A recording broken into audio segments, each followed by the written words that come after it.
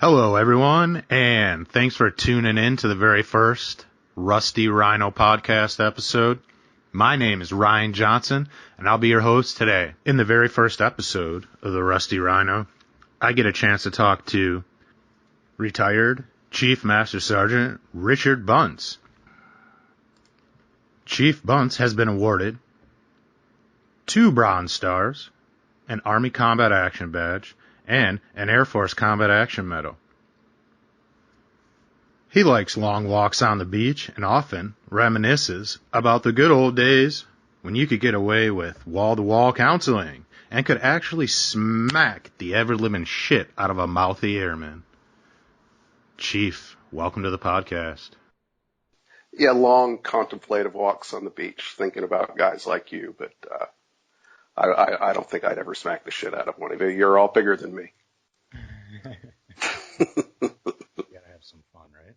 Absolutely, buddy. Absolutely. So, 30 years, huh? Yes, sir. What'd you do before the Air Force? What was childhood like? Well, I'm a military brat. My dad was in the Navy. He did 20. And when he retired in the mid-70s, he and my mom, who were both from the same small little town in northwestern Pennsylvania, decided to retire back there in a little town called Tiddiout, Pennsylvania. And Tiddiout's claim to fame is it was the second town in the United States to have a successful oil well drilled. The first one was in Titusville, and that's where all your oil companies like Quaker State and Pennzoil come from. They all originated right out there. And Dad's family had a lot of history in that. My grandpa was a tool and die maker out there in the oil fields out there. So anyway, they chose to go back there, the little town they grew up in, and the school had K through 12 in it. My graduating class when I graduated in 1980 was right at 40 people.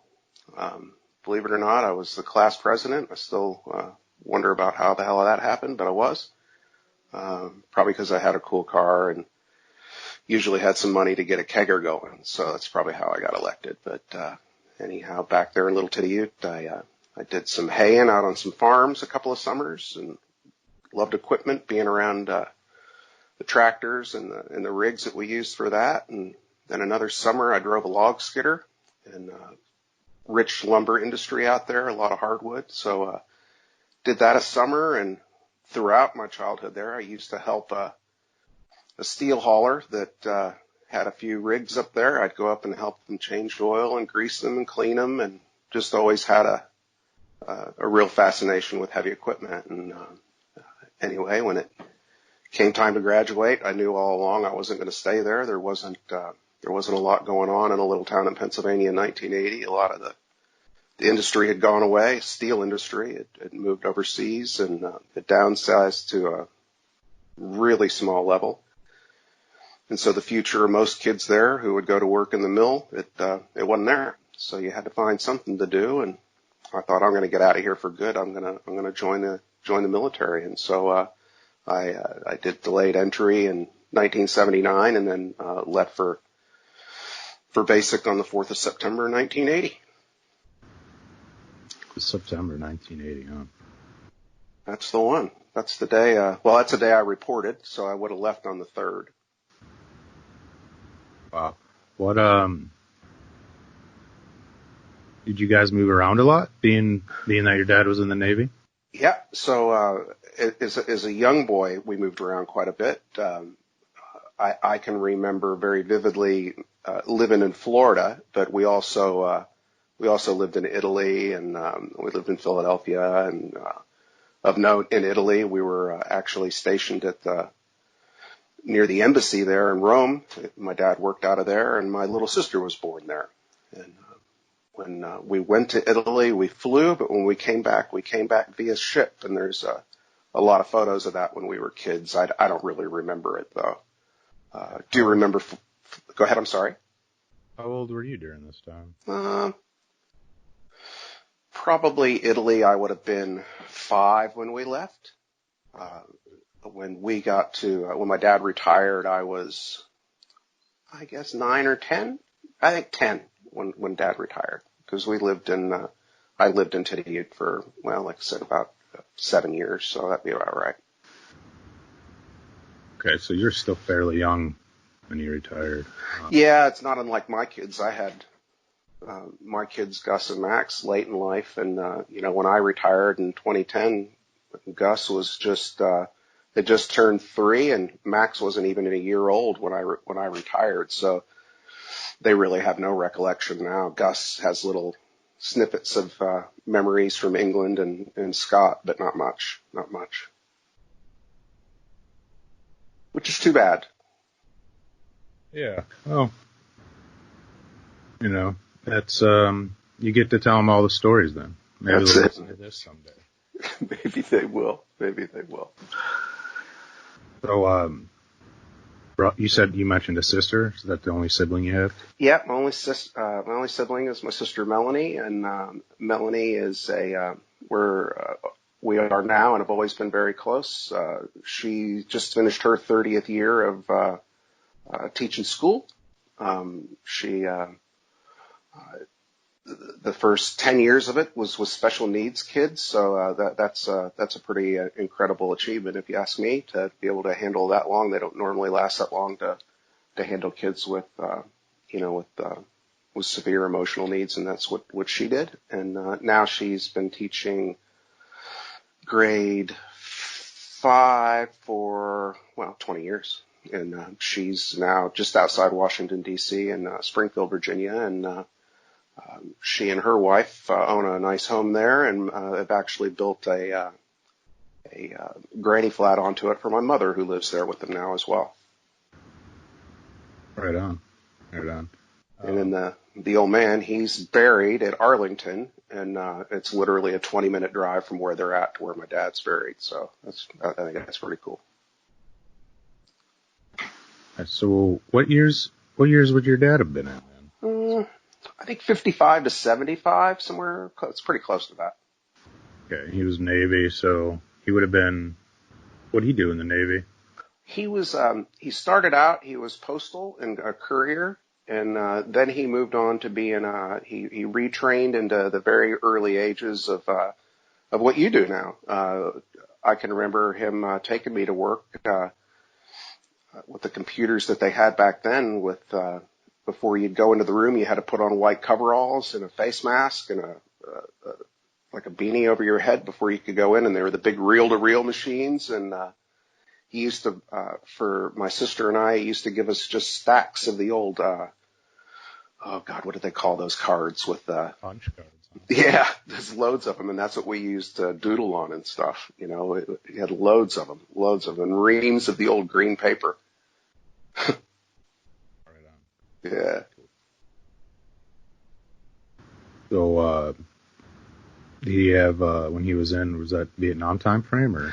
It would have been the Vietnam time frame. He didn't go to Vietnam. He had a lot of friends that did, but in the job he was in, he didn't get called up for that. He did see some action on a destroyer called the Henderson in it was the late 50s, early 60s. There was not a very well-known battle between Taiwan and China, and the name of the incident was called the Kamoi Matsu incident, and he was in the middle of that, and they were firing missiles back and forth at each other. So that was his combat tour was that, which would have been pretty spooky. And another thing I think about more so than him would have been my mother. She was pregnant with me when the Cuban Missile Crisis was going on. The light bulb finally came on one day. I was watching a film or a documentary about it, and I started putting the times together, and I said to myself, holy shit, she would have been alone and pregnant with me when all that, it would have been a scarier time in the world than it has been here this last, 3 months. It would have been a frightening time, that they were literally getting ready to let the nukes loose. So, being pregnant and on her own, I just, applaud her for it. Yeah. For context for the listener, it's June 2020, so we're in the middle of the pajama pandemic right now. That's the one. So, what was your childhood like? What do you remember? I'm blessed for them to have taken us back to a small town that, everybody knew one another and everybody looked after one another. And, I wish my kids had that. Small town America back then is a pretty special time, if you ask me. And, I don't know how many other people stay in as close a contact as I do here at 57 years of age with kids you graduated with all that time ago. But, I stay in touch with a lot of them and we all still revert right back to how we were back then, and which is kind of shameful being this old and getting back together and acting like kids, but we do. Still buying kegs.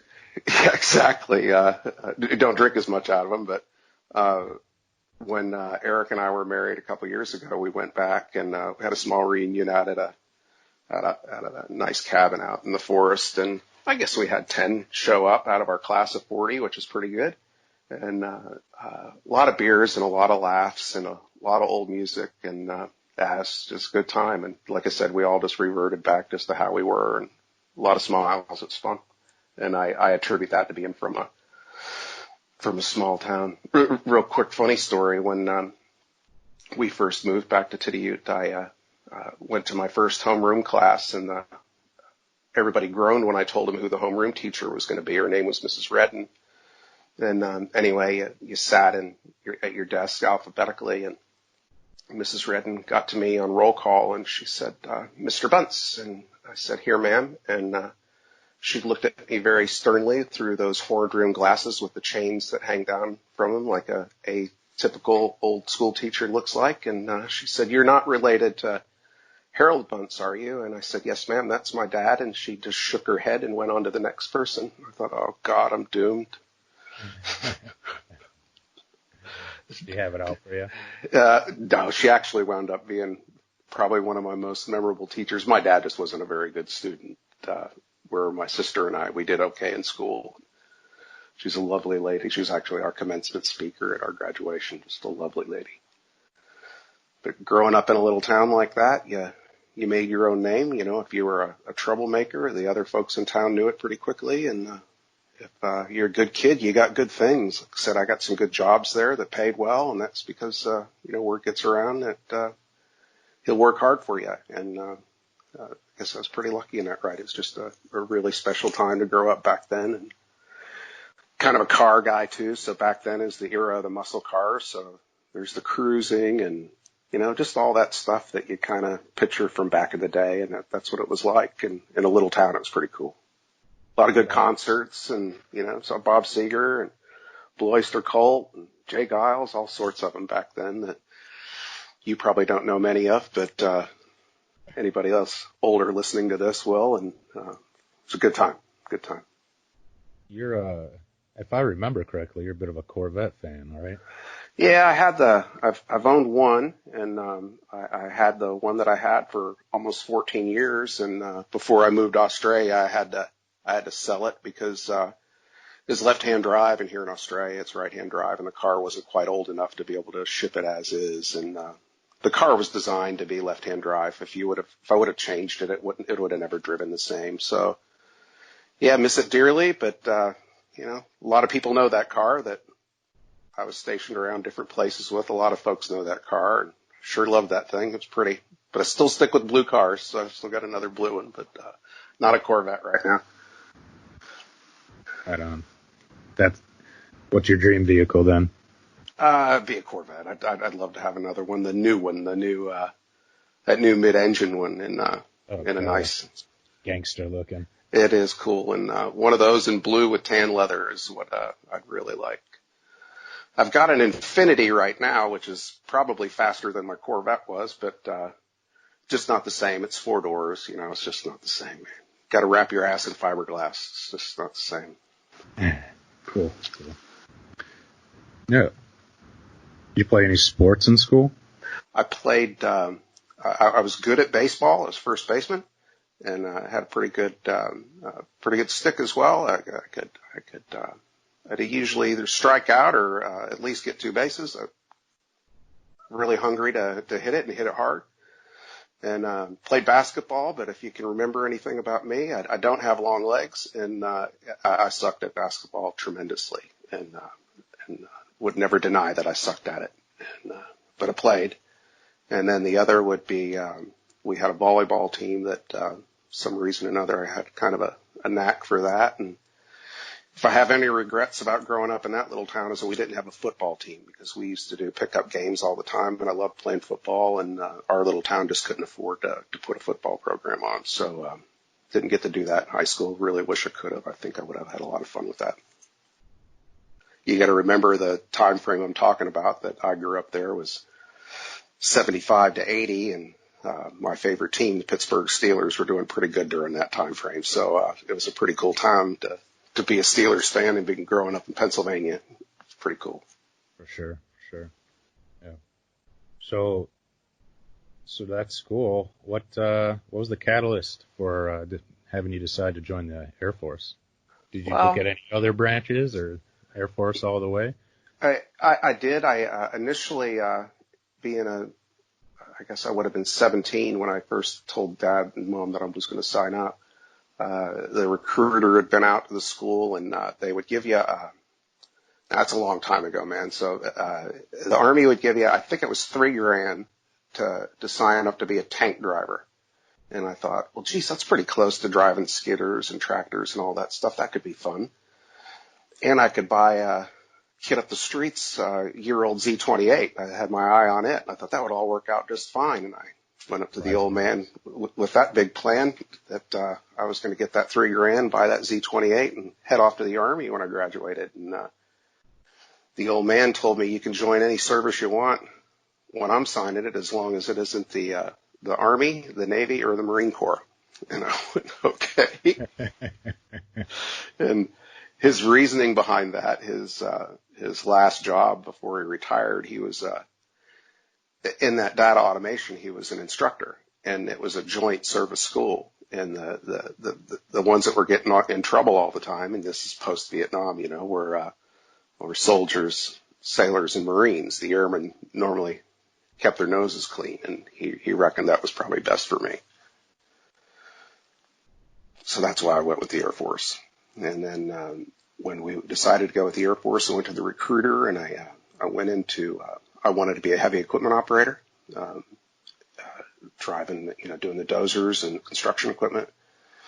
And so we got a contract going, and we got a date, and this would have been in '79 when we did all this.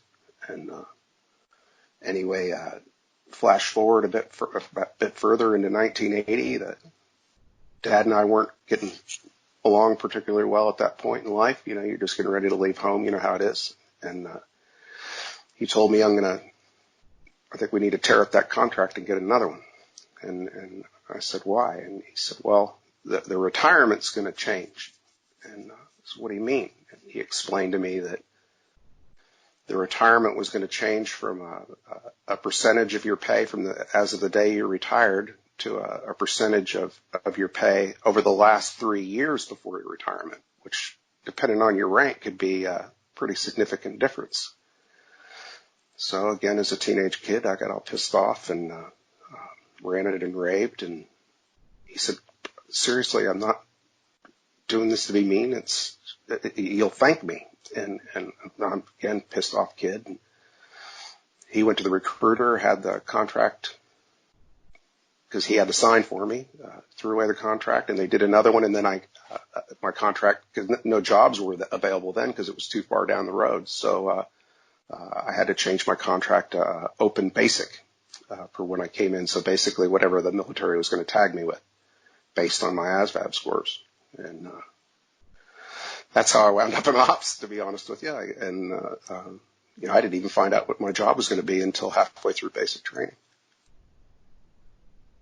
Yeah, I think that's part of what makes vehicle ops very unique, is you end up with a lot of different people from a lot of different walks of life. I mean, I came in on a waiver. They said you can do P&E or you can do vehicle ops. And I think the recruiter told me, he said, I think vehicle ops is, dispatch at hospitals and good-looking women something along those lines. I was like, good looking women, I'm in. I'm in. Well, nobody told me other than my TI. He's the one that told me what I had. And, anyway, just real quick, back to what the old man told me, that because I retired as a chief, I wound up at 75% of chief's pay at 30 years for the rest of my life. There was no average of my last three, and there were a couple of, there was a time and service raise in there, and the time and service raise, I think at 28 is a pretty significant one. So if I would have gone in later and stayed this long, it probably would have been the equivalent of well over $1,000 a month, and well over, probably closer to two. And he was right. He was right. I thanked him. He said, "You'll thank me for it one day." And when I got my first retirement check, I thanked him. He was right. He was right. And I would have never met you guys. So, and did all the things that we did. Absolutely no regrets. No regrets. No regrets. Right on. Yeah. So what's Air Force like 1980? Well, there probably wouldn't be a lot of people who'd be able to say it when I went DDA from Lackland to the Air Force Academy. So when I went to the Air Force Academy, that was a 4-year special duty assignment. So you had to apply to go there. And, I didn't apply. I went there DDA. So I showed up. I was the first airman they'd seen there in a lot of years. And the reasoning behind it is that, the Air Force Academy is just a big college campus. And, what they had there as far as vehicle ops goes is they had a big motor pool that was full of 4x4s and stuff like that they would use when they'd go do survival training and all that. But they also had a huge fleet of coach buses, and the coach buses that they had were all driven by E4s or above. And E4 then, it had to be an E4 sergeant. So you had to be an NCO, you had to be 21 years old or above to go there and drive the coaches, because you basically served as a chaperone to the cadets if you were taking them somewhere. Adult supervision, if you will. Right. So before I got there, they had just changed something up to, they needed a section to take care of everything under that. So taking generals to the airport, doing tractor trailer runs, wrecker runs, et cetera, et cetera. They used to have civilians doing it. They didn't have enough civilians. And then the powers that be there, this is Cold War Air Force, wanted military guys. So that's how I wound up there. Cool. So that's your first duty station.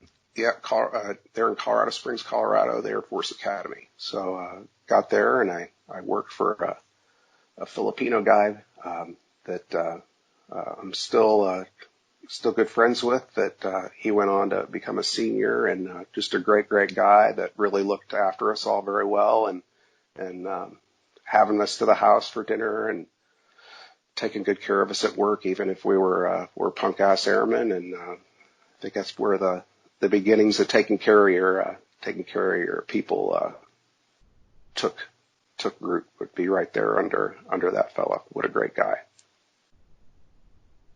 How long were you at that? It was a 4-year assignment, so I was there 80 to 84. Early 84, I went back home because I really wasn't doing what I wanted to do. That first few years was just one after another of DV runs, and just wasn't my thing. And I did fine at it. Of note, I drove for Chuck Yeager while I was there, which is kind of cool. Yeah, cool. Yeah, drove for him, and I also drove for some of the old school NFL fans will remember Rosie Greer. I drove for him. He was a hell of a nice guy, and several others, a lot of different politicians and some famous generals that did make it pretty cool.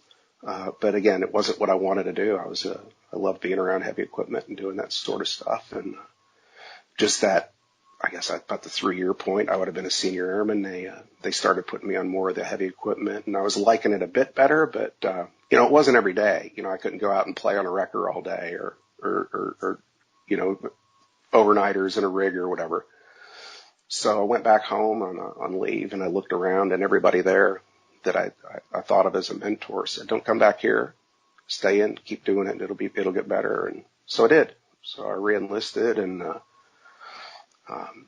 I was trying to go to another special duty assignment out in Dayton, Ohio, called the Air Force Orientation Group, where they had tractor trailers that were set up, some as theaters, some had static display aircraft on them. And they travel all over the lower 48 and setting up these displays as recruiting aids. And God, I wanted to do that, but got all loved up with a girl there in Colorado that was going to Texas, and I tried to get an assignment to Texas, and of course I got the assignment to Texas, and she canceled hers, and I wound up going.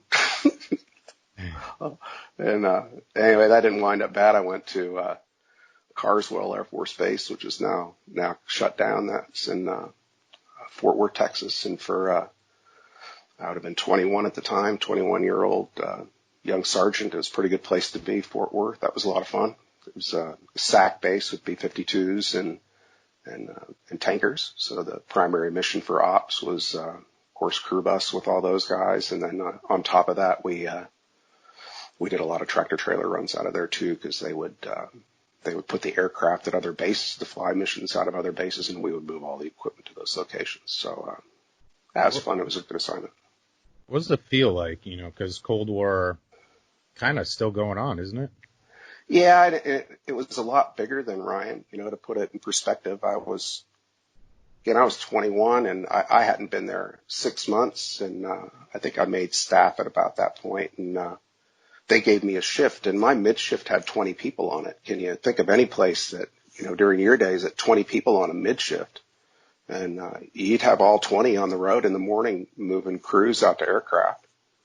And then when they would do the broken arrow exercises, to where they would do mass sortie generation, it was just crazier. And there's no cooler sight than seeing, one after another B-52 lined up, and there's real air launch cruise missiles hanging down from the pods, and just the smoke and the noise, and holy shit, man, it was unbelievable.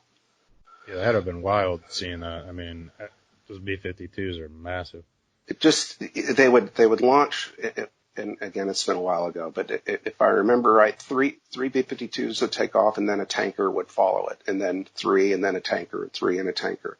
And back then, and I don't know the mechanicals of it, but the engines that they had in the aircraft to get enough lift with full loads of fuel and bombs required water injection. So they had these, the fuels guys had the refuelers. They also had water trucks that were full of demineralized water, and they would put that in those aircraft as well, and it would give it more boost to get off the ramp with so much weight on it.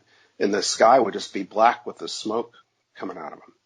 Just cranked up all the way. Just all the way, full tilt, man, and just black smoke pouring out of them, and just one right after another. And that sound, I can still, unreal. And I've been around a lot of fighter bases and, a lot of Air Force bases throughout the years, but nothing was like a B-52 base cranking up for a broken arrow, all the airplanes generating. Nothing like that, man. Crazy. And it was weird then, too, Cold War days on a SAC base, Strategic Air Command. They had lanes all over the base that were only for alert crews. So you had aircraft that were on standby at all times that had live nukes on them, and crews that stayed nearby the aircraft. But of course, they've got to go to chow, they've got to go to the gym, they've got to go wherever. And they had lanes up throughout the SAC base that were marked with beacon lights and nobody, almost like a bus lane, but only for elite alert vehicles, because you didn't dare get, they only had minutes to get to the aircraft. And I don't know, it's just a whole different time, man. It's really weird. And to go someplace from like a college campus where I was at to go in something real world like that and SAC at the height of the Cold War was a pretty big adjustment. I imagine that it's pretty wound up there. It sure was. Yeah. And SAC back then, there was no ambiguity in anything. Everything had. What does SAC stand for? Strategic Air Command. And Strategic Air Command had a checklist for everything, man. And they'd give you a call over the crash phone, and they'd give you a code, and that, even in ops, there was your book on how you reacted to it, and a checklist to go through. and everything covered in plastic, and you had those crayon pens to tick off whether you'd done it or not. And you got to remember, every document that was in every one of those sleeves would have been hand typed, not a computer to be found anywhere. Pretty cool. Yeah. So the ops tempo there, those exercises, did that happen often? Absolutely. Or, yeah, I would imagine it would probably be it's a lot of years. It's a long time ago, but I would have said, and I'm kind of winging it here, but I would have said every month and a half or 2 months they'd do a big one like that. Yeah. Wow. And another on top of that, going to do a wrecker run on a SAC base with nukes to go in the facilities where the nukes are. A lot of forklifts, a lot of trucks, a lot of tow tractors, all that. And we went out there often, and going out to a place that is just loaded with nuclear weapons is pretty eerie. Yeah, I couldn't even imagine. You just hope nothing goes wrong there, right? The cops there were shoot to kill, and no questions asked. It was a real deal. So then we get to 1991, Cold War's over. How was that kind of received? Is it like a flip of the switch, or did they slowly just start winding stuff down? Well, the initial purge, if you will, was pretty quick.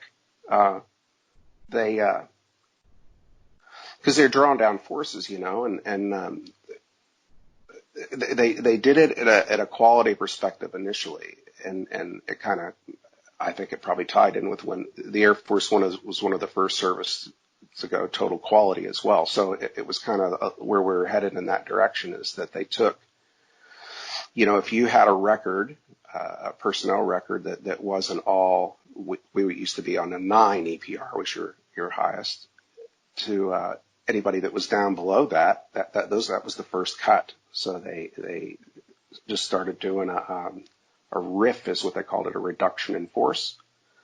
And that was the first move. So it was a quality move first. So if you had airmen that didn't have the best, weren't having the best record, or maybe they'd been around, maybe they were an E4 with 10, 12 years in or something like that they weren't really making a move to get promoted. Those were the guys that went first. And that cleared a lot of people out, Ryan. It didn't leave a lot after that. Then it was just a matter of balancing the forces by probably not bringing that many new people in, and a lot of retraining into other fields. So I think that was the biggest one, though. And again, I was an E5 at the time, so the big picture of that was probably a lot more detailed than what I'm describing, but that's the way I got it. Is that, and I saw some buddies go that they got cut, got sent back home. And, it was what it was. They got a bit of a payout, and that was the end of their career. And then the whole mindset of how you prepared for war then changed, because you didn't know what you were really preparing for. But yeah, that's dying down, and trying to figure out what direction to go in, huh? Well, it was a pretty weird time, but again, as a young NCO,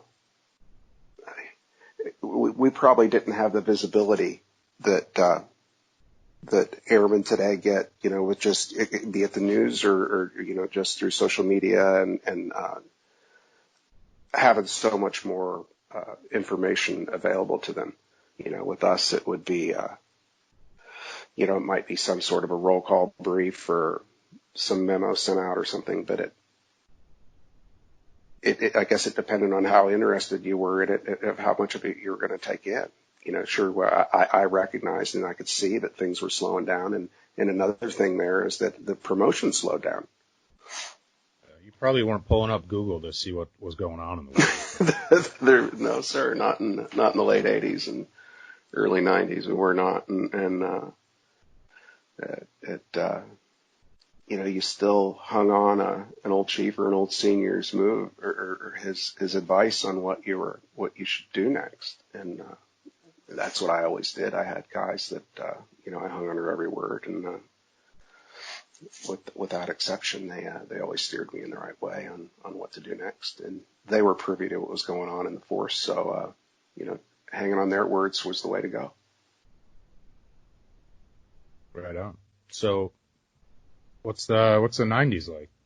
Anything happen? I mean, you got the Desert Storm, Desert Shield. Yeah, it was again. I wound up in kind of a weird one from Carswell. I did a tour in Korea and had a lot of fun there. And as an ops guy, anyway, drove all over Korea for 2 years, just doing nothing but line haul. It was doing line haul without being shot at. It was a blast, and so that was really good. And came back to the States and was put in fleet management and learned a lot about fleet for a couple of years at Norton Air Force Base in California. And so from there, I went back, and this would be about that time, I guess. I went back to Korea, where I was the fleet manager for Red Horse, and that would be about the time Desert Storm kicked off. And I was in a one deep slot there, and we were in Korea, so they didn't deploy Red Horse out of Korea because we were the only combat engineers in the Pacific. So we sat tight. We did react, though, to they might have some historians out there that are familiar with Mount Pinatubo in the Philippines when Clark Air Base shut down. That was on our watch, and we sent a bunch of guys there. I didn't get to go, but I sent a lot of equipment there. And from there, came back, and I was told when I left Korea that by, again, an old mentor of mine that the list came out for your dream sheet, if you will, and we didn't get an equal list. You just got a dream sheet on, you kind of poked and prayed back in those days on what was available. And, everybody's wanting to go to Eglin or Hickam or Ramstein or, the good spots. And I talked to my old boss that I'd worked for in Korea the first time, and he said, I know of a slot that's open up in Holloman, New Mexico. It's in the superintendent of the little bear base fleet. He said, you need to go take that. And I said, Alamogordo, New Mexico, are you kidding me? And he says, do it. Listen to me. Do it. Volunteer for it. You'll thank me. So out I went to dusty old Alamogordo, New Mexico, and who would have known it? That would have wound up being kind of Bunce headquarters for a lot of years. I just made tech when I got there, and here I am as a tech sergeant, as a superintendent, and just a small shop, just 6 guys, but we had 200-300 vehicles and construction equipment that we looked after and took good care of it. And, whenever the shit hit the fan anywhere and they needed the bear base equipment that we maintained there, we would mobilize it all up, get it marshaled up, and put it on aircraft and send it on down the road, or put it on trucks and send it on down the road. It was a lot of fun there. I really enjoyed that. So that was the mission there, was keep everything up to snuff. And Yep. And then on top of it, there in our little shop, we did all the training on the equipment. So we did training on, we didn't have 915s. We had the, memory's fading here, M931, the 6x6 tractors, the like they used for the gum trucks. So we had, so we had those and as prime movers, and then we had a whole yard full of deuce and a halves and Hummers, and we were just getting Hummers. We had a lot of M1008s, M1009s, a lot of forklifts. So we would do all the training on that equipment. And with the big desert out there, you're basically going out four-wheeling, man. We had a lot of fun and showing the guys what the equipment could do. And our tractor-trailer course was recognized as being one of the best in the Air Force, which was pretty cool. And, I had a lot of fun with that. So anyway, I did that tour there, did really well, and I got an assignment Anderson Air Force Base, Guam. I was still a tech, and as soon as I got there, when I got to Guam, they fired the superintendent of the flight, and they put me in charge of it. And I don't think I was 30 yet. Was he just a dirtbag, or did he get into some trouble? No, I think a very kind-hearted man, but just in over his head a bit. very kind-hearted man, lovely guy, lovely family man, but just I think it was a bit much for him. Yeah. And so they put me in charge of that, and then I made master there. And interesting history note there. While I was running that flight, old Saddam was stirring it up out there and with the Kurds, and that's when the president decided we were going to launch some B-52 missions out of Anderson and take care of that shit. This is when he was gassing the Kurds, using poison gas on them. So the bombers came in from the States. I think they were from Barksdale. I might be wrong, but I think I'm right. And we did the sorties out. We bedded down the aircraft and the crews, and make sure they all had the equipment that they needed. And they did the bomb missions and came back and went back to the States. And anyway, one weekend, having a couple beers with some friends, and I got a phone call from my flight commander to come over to his house, and he lived just down the street from him. So I went down to see him. He said, "We got to go see the wing commander." I said, "What the hell for?" And he says, "I don't know. Let's go." So we go to the wing commander, and he said, the wing commander ushered us in. He said, "Well, how would we handle if we had 3,000 Kurds land here tomorrow? What would we do?" And Mike Day was, I'm sorry, I shouldn't use names, but my flight commander and I looked at each other, and we came up with a plan then and there, and we ran with it. And what they basically did is all the persecuted Kurds that American forces were able to rescue were put on aircraft and flown to Anderson Air Force Base, Guam. And they were brought to us under an operation called Pacific Haven. And the reason they came to Anderson is because we had a secure off-base housing area, and we were able to bed all the Kurds down there.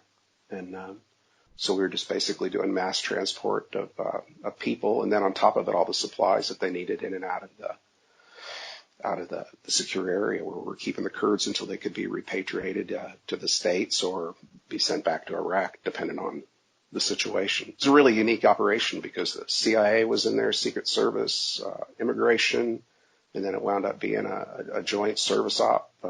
There, my flight, I was augmented by Marines and sailors.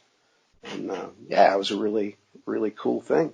And the guys we had there, some of them that were still in when I retired in 2010, it did an amazing job. It was a big job, really big, and really proud of what the work the guys did there. Yeah, that's amazing. Were you guys kind of already gearing up before that, or did that just fall out of the sky?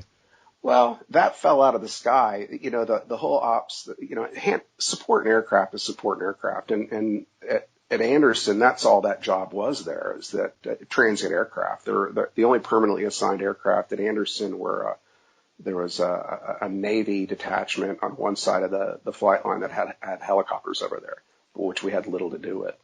So other than that, it was nothing but transient aircraft and it's big bomb dump and fuel point. That's all it is. So it's just like one heavy and after another coming in and out of there on the way to the Pacific, Korea, Japan, whatever. We'd also serve as if Japan was looking at severe weather or whatever, they'd redeploy to us. Same with Kadena. They'd all come to Anderson. Cool. Yeah, that had to have been wild. It was one of my favorite assignments, honestly. And, being the first time that I had, it was my own, it was my flight. And, we were very, we got a unit citation and everything for it. So it was, really proud of them. We did really well. Matter of fact, I think it was best flight in the best vehicle operations flight in the Air Force. It had been that next year. So all that stuff happened under my watch, but they got under our watch during our tour. But because of that, everything else they did afterwards, the flight was recognized as best in the Air Force. So it's a big deal, man. I'm really proud of them. Yeah, absolutely. That's the stuff I don't think many people know about. No, you could look it up, but it was Operation Pacific Haven. And, again, the guys that were there, they'd remember it well. It was, we worked our butts off, but, we played pretty hard too. Yeah, I'm sure. I know, I'm sure vehicle ops back then played just as hard, if not harder, than vehicle ops when I was in. That's probably an understatement. Yeah, I bet. You could get away with a lot more back then. You sure could, buddy. You sure could. Yeah. So But you had to lead from the, when you're out partying and all, you had to lead from the front. So, you got to look after it. Yeah, absolutely. Yeah. Wow, so what's that bring us to? That's probably mid 90s or so, somewhere around there. I think I left there in 96. And, again, I was looking for I wanted something else. I just made Master Sergeant, and, another good mentor of mine that was at PACAF told me, that he had an assignment to, work for NATO in Germany. And he knew that there was another spot where I would be working for him, running a part of the NATO headquarters from the Netherlands. And he said, you ought to put in for that. And we're still working together. And so I said, all right, I'll do that. And the Netherlands, that can't be a bad deal, and I'll be damned I got it. And so I went there to a little place called Bunce in the Netherlands, and it was called Headquarters AFCENT, Allied Forces Central Europe. And it was basically this big headquarters facility on the top of this hillside, and compared to an Air Force base, it was very small. There wasn't even a helicopter landing pad, anything like that. You just had a big, giant facility in the middle, and then all the support mechanisms surrounded it. And we had a little shop there for transport where we, one of the jobs that we did was we coordinate travel for the staff members there to, if they're going to other conferences, meetings, whatever, deployments. And that would include flights, billeting, all that. And then we also had a motor pool there that was manned mostly by German conscripts, but there were a handful of U.S. Air Force guys there and Army. We also had some Brits, some Danes, Dutch, Belgians. Who am I missing? I think that about covers it. And how was their English? I know I did a little time in Germany, and I was surprised that, it was a young German individual. They most of the time spoke English, at least enough to get by.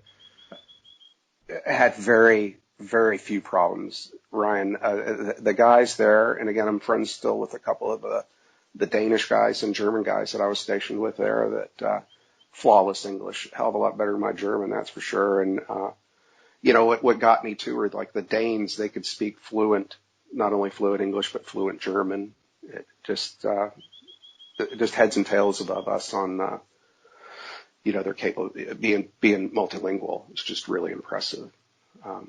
I'll tell you, I think this is kind of funny.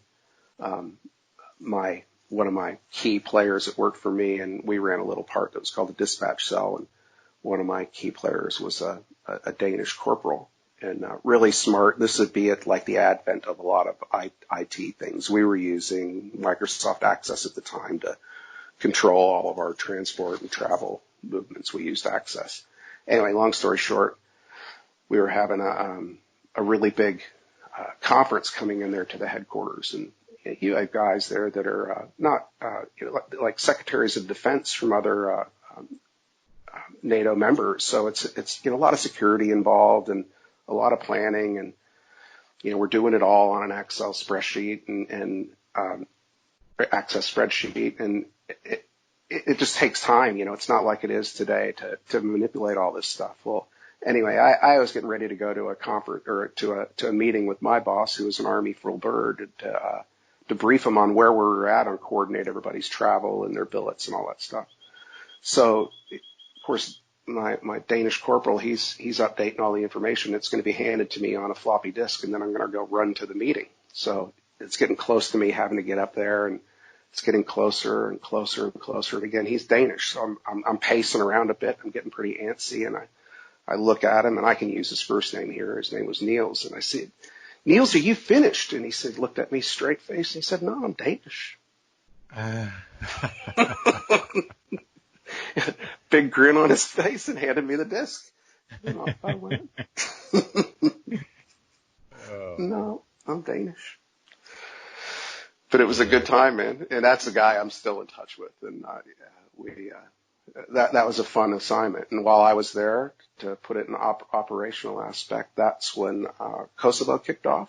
And of note, me and my team coordinated the first airlift of German soldiers into harm's way since World War II. And that was done right out of my little office there. Niels and I and a couple other guys, we coordinated all the airlift to have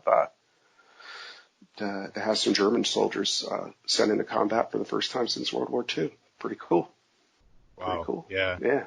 Big deal. I mean, that's amazing. Yeah. Big deal. That was history. That was, we didn't know it until we'd done it. We'd finished doing everything. And this Army 06, he's the one that told us. He said, that's the first time that they've ever been flown anywhere other than, self-defense since World War II. So how was dealing with that, the Kosovo War? Operationally, it wasn't as big a deal for us. We sent a handful of advisors over there with equipment, but not that much. Our big deployment during that time frame, and I should have added, we didn't only just take care of the staff officers. Our tactical job there is we had a fleet of, give or take 100 or so rigs that had it was a deployable headquarters. So, any combat in Europe can be met via the road. You don't have to fly it all in. So we had 100 of these rigs. Some were tractor trailers, about half of it was tractor trailers. The other were 5-ton trucks with like a container on the back. And what you'd do, you would go to the deployed location and you would set up the trucks according to what department they were, be it intel, be it ops, be it comm, whatever. And then the way it all interconnected, from the back door of the trucks, you had a deck plate platform that interconnected them all with tent webbing, and that was my job. Was to I would set that up. It actually wasn't my job. I took on the job. You'd set this platform up and interconnect everything, and you had basically the headquarters deployed by tactical vehicles, and it was out in the field. But funny how I wound up in it. A fellow that was in charge of it had a big problem back home, and he seemed to always have a big problem back home whenever it needed to deploy. And each time it needed to deploy, I got sent to do it. So I did it. I did it 3 times. I did it in Germany. I did it twice in Germany and once in the Czech Republic. For actual missions or? Yeah, actual. So the German ones were exercises. The one in Czech Republic, that was so for monitoring over what was going on in Kosovo. Okay. So we were like a forward command post, if you will. What was your kind of? I mean, I'm sure you could see it on the news, but I don't know how much the news was covering that. I mean, what was your kind of understanding of what was going on over there in Kosovo? Were you pretty tied into kind of were you getting intel back and hearing about different things, or were you just kind of doing what you were told? Pretty much the news and doing what we were told. Yeah. Not much more than that. We knew it was horrid, but I don't think that the level of just how horrid it was didn't come out till later. Was there any feeling of, mass mobilization of, like, I know there's troops on ground there, we had special forces in there and different things, but yeah. Were you ever feeling like, maybe you'd find yourself in there at some point in time? I thought, because one of my Army guys went, and I thought I was going to relieve him, and, that I'd go over for the next level, but then I got put on that Czech Republic job instead. Okay, yeah. I was pretty stoked to do it. I think it would have been, to be part of that. And again, you're not with U.S. forces. You're with, my boss was an Irish major. He wasn't from the British forces. It was a pretty cool gig, man. It was just really different than dealing with straight blue suiters all the time. Yeah. That's a whole different aspect. Really cool. You got to experience all those other branches and buddy, see how they operated and network out that way. Ryan, I'll tell you, I'll go back to what I said from the beginning, from the guy telling me to go to Holloman and all that. That's just good bosses that, were looking out for me and really gave me a lot of breadth of experience that, it did a lot for me. And I thank them all for it. Cool. So how Kosovo's kicking off. You guys are getting ready for that. Now what's going on once Kosovo dies down? So that all dies down, and then that was a special duty assignment. I was there for 3 years, and funny thing about that assignment is that, again, I didn't work for U.S. forces there. Of course, you're an American, so you do anyway. But the whole time you're there, and that you're on the road, and I was with my commander all the time, and we spent a lot of time away from home, and the whole time you're out there doing that, you build up what's called, I think it was called CTO, which is comp time off. And I built up all this comp time. Well, being in the U.S. forces, the only time off you'd get with us is if it was a holiday or if you're, you actually take leave. And so it got to be, I guess it's about my last 4 or 5 months there in Holland, and my boss, he says to me, "So what are you going to do with all this CTO?" And I said, "Well, I can't use CTO. It's your thing. It's the U.S. forces. They won't recognize it, And he said, "Well, you need to take some time off." So I got leave. I'll just burn leave. He said, "No, save your leave for when you go back to the States. Take the CTO. I insist." And I'm like, "I can't." So he escalated it to his boss, who was an English 2-star, and the 2-star is the same way. You need to take the CTO. And I said, "Sir, I can't. We don't do CTO." And one thing led to another. They got a hold of the Air Force element there, and as long as I called in once a week, I could go where I wanted within I had like an 8-hour window, to drive back. So that whole last 4 months there, my second wife and I, Carol, we just drove all over. We drove all over Europe and visited lots of cool places and didn't burn a bit of leave. It was funny, weird, just really weird. That's awesome. Yeah, it was awesome. Cool. Yeah, it was cool. All that. So you've been all over Europe, huh? Yeah, we did a lot there, and I insisted when I came back from the Czech Republic, because I really enjoyed it there, that we go there. So we spent some time there, quite a bit of time in France, and which were there in Germany were probably my favorite areas, and I quite like Belgium as well. But I really like the Czech Republic. I like the Czechs; they're really lovely people, and the same thing with France. If you got out of Paris, the people of France are lovely as well. Right on. So that's 99. Yep. So I got to that last year there, and again, I'm kind of itching. I'm at the 20. I'm a 19 years at that point, and what am I going to do? I'm a master sergeant, and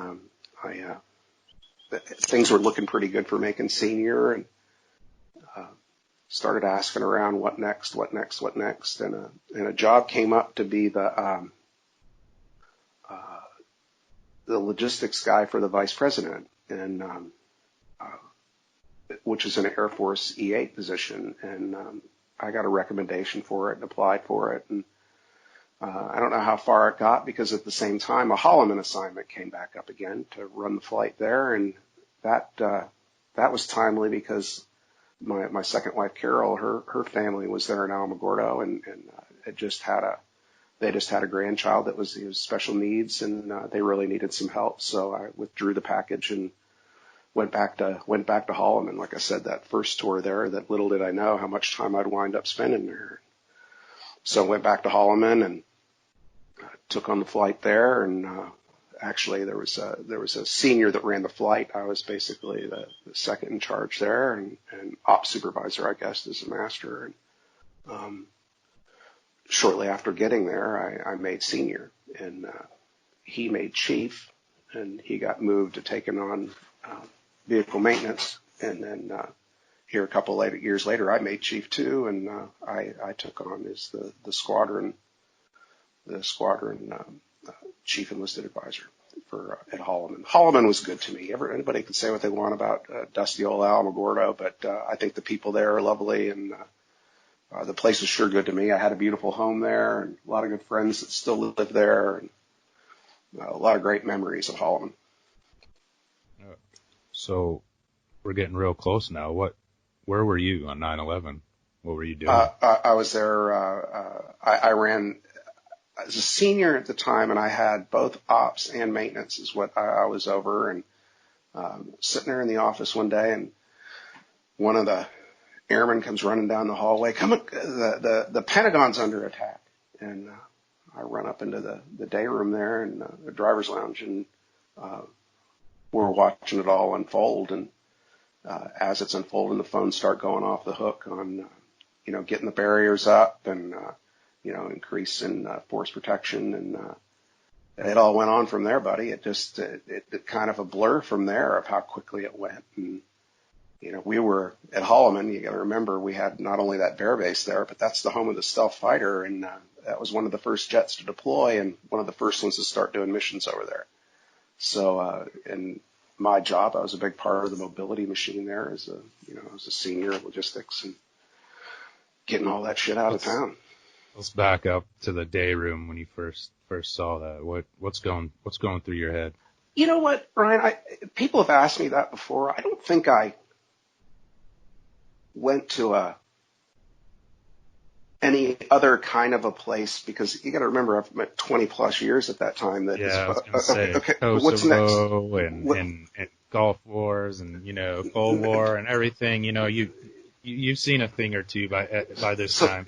Exactly. So it's just next. What do you want? What do we need? And do I got enough people? And I'm thinking I need to get people in off of leave, and where are people at right now, and who's deployed, which, the deployments we were doing there at a time where it'd been, to like the PSAB and doing that kind of gig, which I did one of those too. I went to the other one in Riyadh to ESCON, but it just, being situationally aware of what I had, the equipment I had, and how much stuff I had in maintenance. And, again, cause I ran maintenance at the time too, straight to looking how much stuff was in there. Were there a lot of cop cars in, just reverted to ops, man. That's what I was there to do. You know where I was? I was in a senior class meeting, and we were planning what's the prom is what it was. What were we going to do for senior prom? And, I'm in there not paying attention. Everyone's trying to plan. My whole senior class is in there, which, by the way, I think I had 36 people in my graduating class. Best ever. And, I'm reading a Action Pursuit paintball magazine, and I look up and the TV's on just as that second plane crashes into the other tower. And, it goes dead silent in the classroom. I have no clue. I'm not paying any attention. I just blurt out in front of everyone. I go, "Hey, what movie is this?" Holy shit. And, fair call. Yeah. Girl in the class looks at me, and she just had this look of terror in her face, and she goes, "It's not a movie, Ryan." Wow. Wow.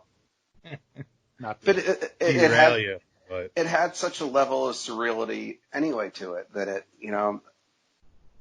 because you got to figure too that through all those years too, there were lots of exercises and lots of stuff that I guess just get you in a mindset that when it hits, I've been through some natural disasters while I'm, running something or, being in charge or something. So I guess you just kind of, this is my job. This is what I got to do.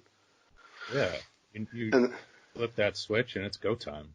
And, a couple of guys were hanging around gawking at the TV, and it was a quick get the fuck out of here and go get some stuff checked out. And, I didn't want them. Yeah. I didn't want them getting hung up on anything. That, yeah. Right? Yeah. Yeah. That was get out and get after it. Wow. So gear up for that. And what's I'm guessing that just the op tempo stayed pretty high. It did. So, I can't remember how many squadrons of jets left. There weren't many left. And then it was, I'm trying to remember when the first guys left for gun trucks. Was it 04? Yeah. Because, anyway, the jets go over and everything then was based out of Qatar or Kuwait. So we were running running guys back and forth over that were doing deployments over there. Like I said, I'd done a Riyadh tour, and then it got to be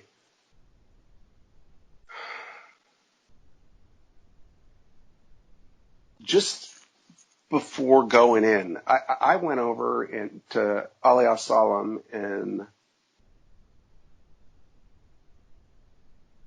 just before the war kicked off, like a month and a half, 2 months. So I think I went in late December, early January. I went over, and Ali al-Salam, you've been there, the Rock. Yep. It was the closest to the border at that time, the closest air base, and the loggy mission there wasn't huge. I was the logistics superintendent as a senior, and I had a commander who was a light colonel. And that was us. That was a leadership team. We had no lieutenants, no captains. It was a light colonel, me. We had a TMO shop of literally we had 4 girls in TMO. POL had probably 10, 15 guys. Ops, similar. Maintenance, maybe 20. And then of all things, I owned transient alert. That was weird. That belonged to me. So anyway, that's what we were responsible for on the little old rock there. And I want to say that the base population before the war kicked off, before March, was at 900, about 900 people.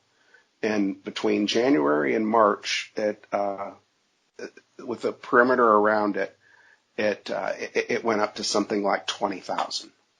Wow. And we were the logistics hub there in Ali al-Salam with our little flight there.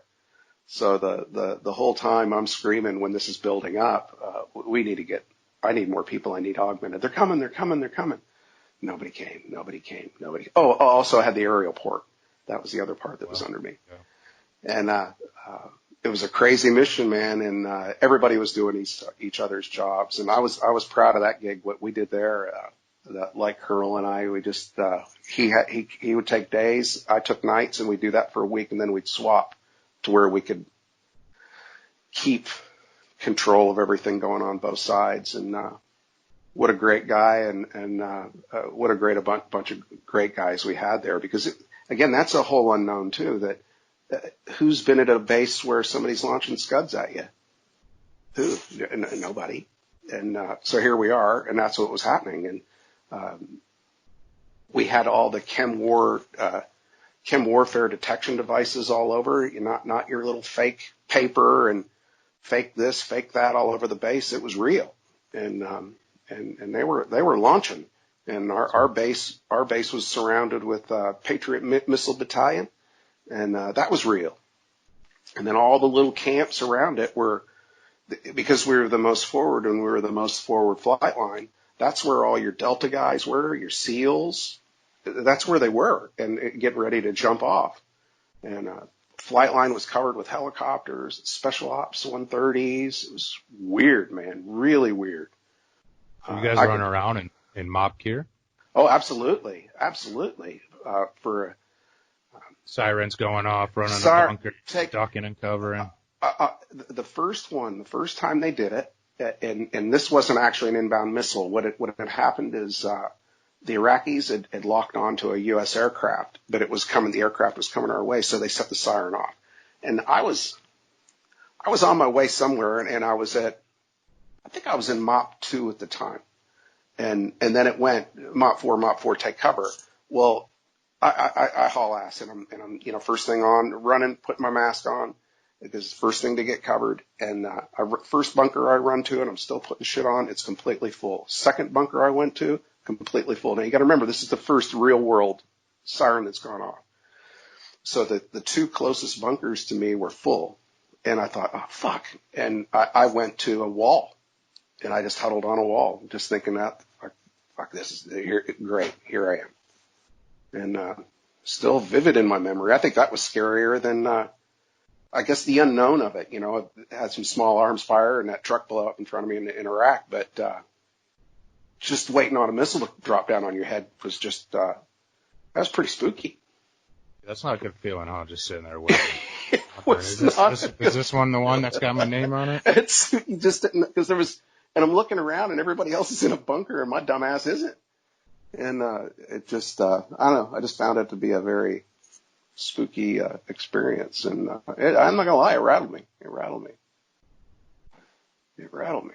So time goes on there, and he launches a few more, but as we learn as time goes by, they were all ineffective. And a funny story while I was there, I was working in the colonel would work, like I said, we would split shifts, and I was working the command post one night, being the logistics guy, and we went to Mop 4 that there was an inbound missile coming into the base, and being in the command post, you can see it in the trajectory and everything.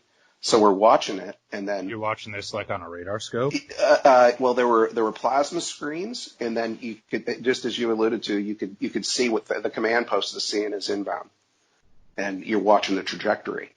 So at about that time that the commander says, there it is, and the wing commander says, there it is, and we all look up. There's this huge explosion, and we were in a hangar that had been all defended up with, those barriers and stuff, Hetco barriers and all that shit. And anyway, the whole building shook, and dust comes down, and this young lady that was working for me as my assistant, she froze halfway in putting her shit on. So I put her shit on for her and shoved her under the desk. And we thought we had been hit, that it had actually had hit. And because it was that the boom was that loud. And again, the dust coming down, and it sounded like an impact, there was shake, rattle, all that shit. So I'm holding her down and talking to her, trying to calm her down. And then the wing commander says, stand by. He's shouting at everybody, stand by, relax. It's okay. It's okay. Everybody stand by. And he says, to another individual there, it's the guy that's in charge of the Patriots.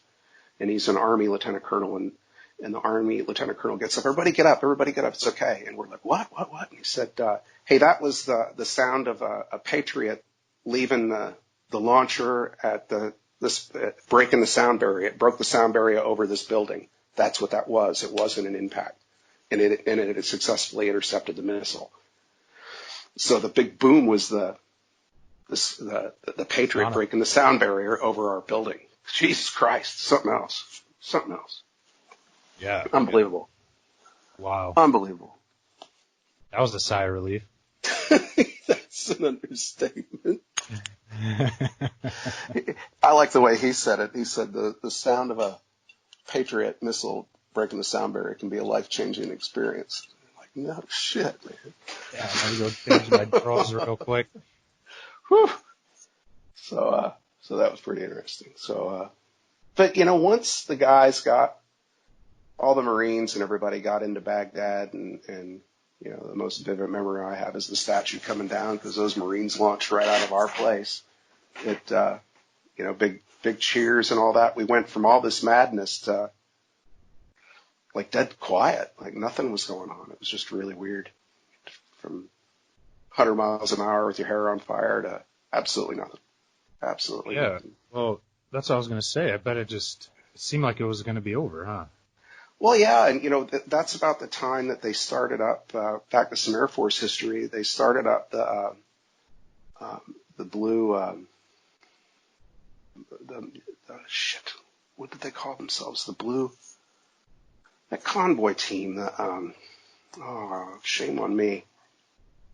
They deployed a bunch of Air Force guys in to start operating these WRM rigs. They weren't armored or anything. They were actually Air Force 10 tons and 40 foots. And these guys came in and they started Blue Mule or something like that, they called them. And but I might have that confused with something from history. But they were doing line haul into Iraq initially. That was the first Air Force ops mission.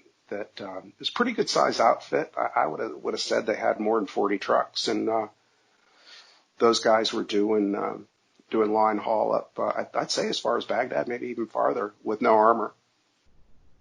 So, how are you finding out about this? The way I found out is that I had to redeploy the drones that we had on base. So we were the Predator wing there. So they wanted to move the Predators farther north, and Blue Mule Express.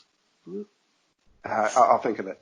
But anyway, we're trying to figure out a way to do it. And you obviously don't want to use civilian rigs. And I only owned like 4 trucks, that were even capable of four trucks and 4 prime movers and 4 40-foots. So these guys had spun up to get this mission going, and I was able to get them in, and they deployed the Predators for us up north. And I can't remember if they were running out of BIOP or maybe Toledo. I think they were Okay. where we put the Predators. It's been a while now, man. I'm sorry, but I think it may have been Toledo. And they came in with, I don't know, 10, 15 rigs, and we loaded them up, and off they went. And those were the first operator missions going on over there with those guys. And this is still running out of Salim? No, they were out of another base in Kuwait, and the name's escaping me right now. I can't remember the name of it. It was a fighter base there, and I'm sorry, just memories not with me, right? But they were out of there, and those guys were deployed in to do that. It was a WRM site out there. All the trucks were there ready to go. And these guys came in, and off they went. They had there was a chief that was in charge of it. He wasn't an ops guy, and then a master that was the lead ops guy. And I can remember him and his name, but I won't say it on here, but he was a stud. Nice. Cool. So where are you at now? So I was still at the Rock at Salim. Okay, so you're at Salim. Yeah. You're supporting these guys. You're hearing about them going north and doing these pushes up, and they're moving. Predominantly Air Force assets, I believe. Like I said, they did the Predator for me, and I think they, like other things would probably like comm stuff and all that, because you've got all the combat comm guys, and I would have said they would have moved a lot of that, and getting flight lines opened up there. So they probably moved a lot of CE stuff up there, and to get things so you could be more forward deployed. Were you hearing much about anything they were encountering north? Small arms fire, and then there was a combat comm outfit. I think he was actually the first KIA Air Force.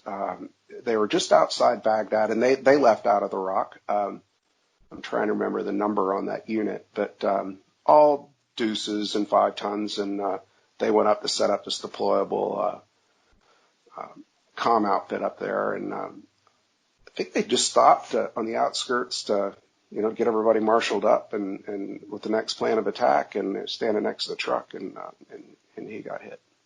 Staff sergeant, if I remember right. Yeah, Comm guy. Awesome. Yeah, and I believe he was the first Air Force casualty up there. Again, man, I could certainly be corrected, but that's how I remember it. Yeah, I don't think lots going on. Oh, buddy, no doubt. And compared, I wouldn't take anything away from that young man losing his life, but what the Marines and the Army were going through, it was madness up there. It was just, they were kicking ass and taking names, but it was craziness. I'm guessing everyone came back through. Yeah, and so I don't know. It's probably in the history books there somewhere how many missions those guys did up there, but I know they did a lot. They were on the road a lot, and hell of a job. Again, they were the first ones to do it. I think a lot of guys probably think the gun truck guys were, but the first ones to do it. And gun truck guys too, complete unknowns. What Air Force guy had ever been in a gun truck? So these guys with just Ford Louisville 10 tons and flatbeds, off they went. The same stuff you'd use at your normal base is what they were driving. And do you know how those? Sorry. Do you know at all how those missions kind of formed? Was it just, hey, you guys got trucks, or were they deployed just specifically for that mission? I would have said they were deployed for that mission. The trucks wouldn't have been forward deployed in WRM there for them if there wasn't already a plan for it. Yeah. So they were probably associated with some UTC, and then the folks were as well, because it happened pretty quickly that they got there and off they went. Right on. Yeah. So how long do you know how long they're doing that for? Probably just to get established and. I don't know how long it lasted. Now that you say it, I'd like to dig into the history. I'm connected with a couple of guys that did it on Facebook, and I'm sure they'd tell you straight away. I don't know how long they did it until we had everything and probably until an Army convoy or contracted convoy procedure was set up. Probably until then, that would have been the immediate reaction to be able to get combat gear up there, and then to follow it up with developing the whites as time went on. Yeah, so that's 2003. Gun trucks, probably had it kicked off right after that. Yeah, yep. So I got back and hadn't been home long, and the flight got tagged it was a pretty good sized UTC, pretty good sized package. It probably wiped half the ops flight out, and they were in that first group that went over. And was that BC3? BC3 was stood up already? It would be before BC3. Okay. What kind of training those guys get? They went to. Did they go to? I think they went to Leonard Wood first, and then I think Fort Sill, Oklahoma. Again, it's been a while. Yeah, sounds like. I think that's how it went. Yeah, that sounds like what I've heard. So people that don't know, BC3 is what, basic combat convoy course, right? Yep. And this was before, and then some of your cadre that were at, the trainers that were at BC3 would have been part of that and in developing BC3 because of what they reckon needed to be done to be better prepared. And these guys went, Spiker? Well, initially they went to Kuwait because the original allocation of trucks basically came out of DRMO. Oh, wow. Yeah, they were old, really old 5 tons and Deuces and Hummers, soft skin Hummers. Nothing had armor on it. And if I remember the way the guys told me correctly, they picked those vehicles up in Kuwait. It may even be in Azerbaijan that they got them, and then northbound they went. And then, like you said, I think initially Spiker, didn't they work out of, I think there was 2 locations. There may have been more, but that initial, I believe, was out of Spiker. Right. And then they got up there and they started fitting the trucks out and all that. And I'm still in touch with several of those guys. I know one of those guys right now, and that initial one, he's a chief in ops right now. So he would have been a 2-striper then, and he's a chief right now. Yeah, so I joined I graduated 2004. I joined in 2005. And like I was telling you the other day when we were talking, as soon as I got to my first duty station, I think a lot of those guys were probably the first or second rotation, sitting around smoke pit talking to those guys, or I really just listened. But just wrapping my head around the time frame there. So you're sending, these are your guys you're sending out of Holloman? Yep. And it was a pretty good sized group of them. 2 techs are.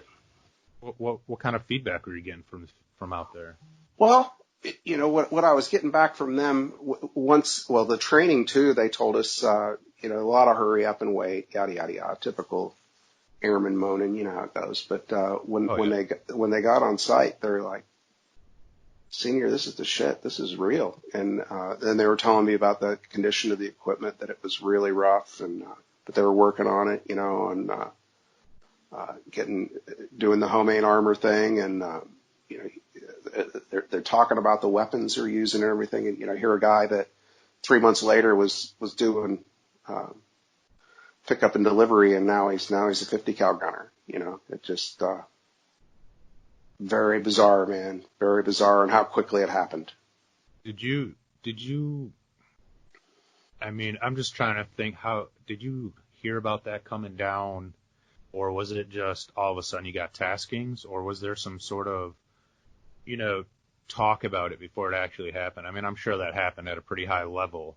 No, we had an idea that it was coming on what the mission was going to be. So like I was in ACC and the staff there were good about keeping us up to date on what the plan was, and the plan was just unfolding as it went. You know, they were reacting to the situation on the ground, and the Army didn't have the guys to do it, and that's why they asked the Air Force to jump in and help. Right on. To provide security for those convoys, and then as time went by, and this is my understanding of it, that the theory of having exposure with our guys anyway, why not put them in a rig to escort them up, and then maybe you're using the Hummers and the smaller vehicles to be quicker to react to any sort of aggression, and probably have an 11 Bravo, Army infantry guys on weapons as opposed to truck drivers. May have been the way to go, which is that kind of when that started shifting the line haul? Yeah. So those guys you sent over, were you still there when they came back? I mean, oh yeah. I picked them up at the airport, and next day did a big party at my house to welcome them home. And well, I can't say the next day. I coordinated with the base chaplain and then also the mental health guys on base for a reality check to make sure they're okay. And then we went from there, and they weren't okay. And this is all the early days. We didn't know what they saw and to what degree. And the one fellow. Were they pretty tight-lipped about it? What's seen going on over there? I mean, I think it's the way that it was relayed. There was still probably a lot of adrenaline associated with things, to where, one of my guys had 3 confirmed kills, 50 gunner. He said Bronze Star with Valor, and he was a bit of a bonehead at the shop, to be honest with you. And for him to go over there and do that, he comes back and he was a different guy. Absolutely, he was a different guy. And actually went to see him on our honeymoon. We went to see him in New York City. He's doing really well right now, but young airman, Bronze Star with Valor, 3 confirmed right there. He saved lives. It's in the citation. It's not. It's amazing. And there's others that could tell that same story. That this fellow just very nonchalant about it, and said he's got his days, and like everybody does, but amazing, man, what those guys did. One of the guys, the story I heard, just got lost as shit with the whole convoy, and got the whole convoy lost, and when he got it lost, he completely melted down. And who knows how you're going to react? Here he's responsible for all these people. Think about a convoy commander doing that he gets the convoy lost in harm's way, and then beyond his no fault of his, it's just what you're capable of, and it wasn't his, and he lost it, and they had to take over for him. Yeah, like you said, one day you're driving, picking up air crew and stuff like that. Next day, you're downtown Baghdad, putting convoys around. It's like, it's not like you exactly signed up. I mean, of course, we all signed up. We all knew there's a potential for this, but I don't think anyone really thought that you'd have a bunch of Air Force cats manning 50 cals and just getting to work downtown Baghdad and different places, And getting it done. Yeah, getting it done. Something that about and that. That's an understatement. That's an understatement, getting it done. Just amazing what they did. Just how more guys weren't lost during that time frame is completely beyond me, given what they had for protection, Yeah, and I've heard individual was telling me a story too about he was over there during that time frame. I'm sure you know him, but he was telling me a story too about a kid running out from the store. They had orders if you could shoot rock throwers or anything back then, and this kid come running out with a piece of clothing with something wrapped in it, kind of slingshot, and it whirling it around, and launched it, slid underneath this Humvee, and this grenade blew up on the other side of the truck. These are the things our guys are going through over there. Exactly. And just amplify that of how many guys that did it. Yeah.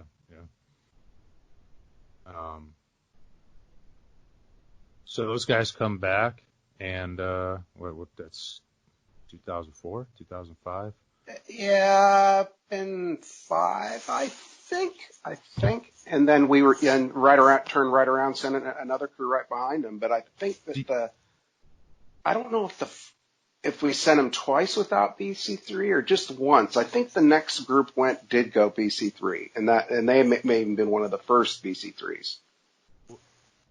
Tell me about BC3. I heard, you hear all these things. I don't know how true it was.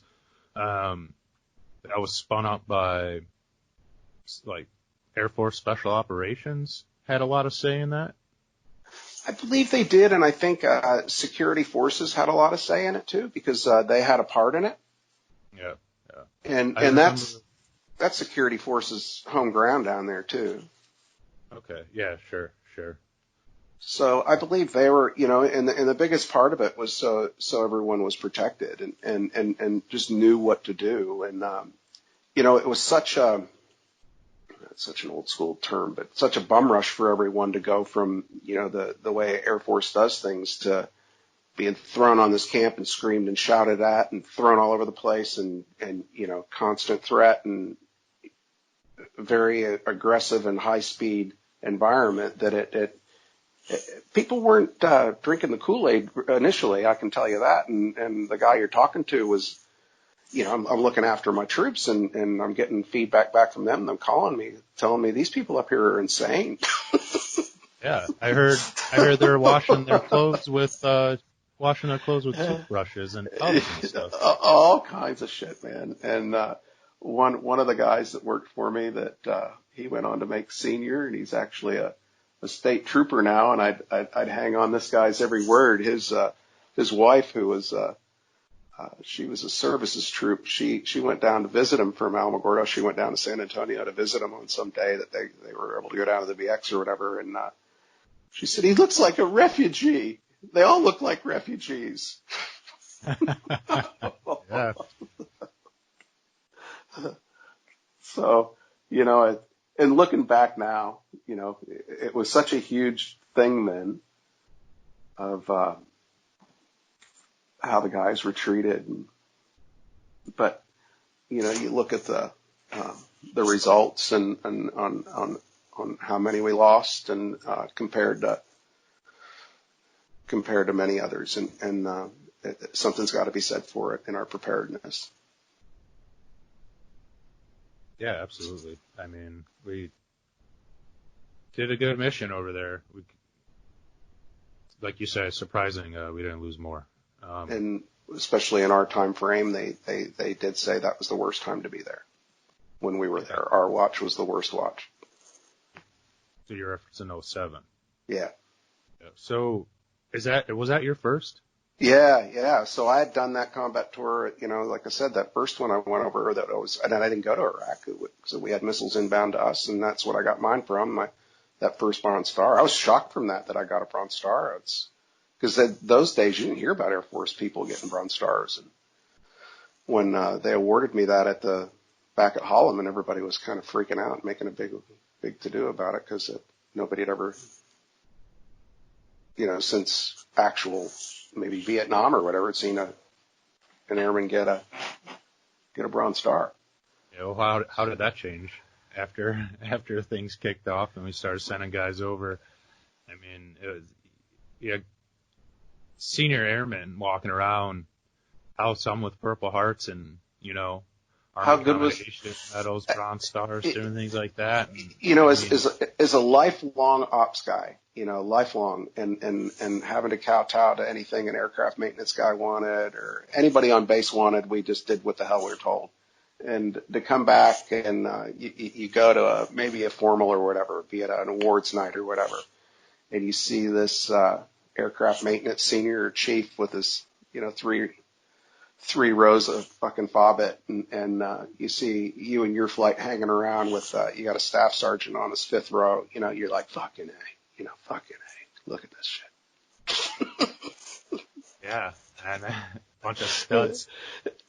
Full of it too, and proud. It was awesome, and as they should, and those guys that came back, I've still got my big red one patch. They gave me a big red one patch when they came back, and I've fought so hard that they should be able to wear those. And I said until the day I retired, I was pushing that you guys should be able to wear your cabs and anything that the Army gave you should be able to wear it. And ultimately they did. So it's, I don't know.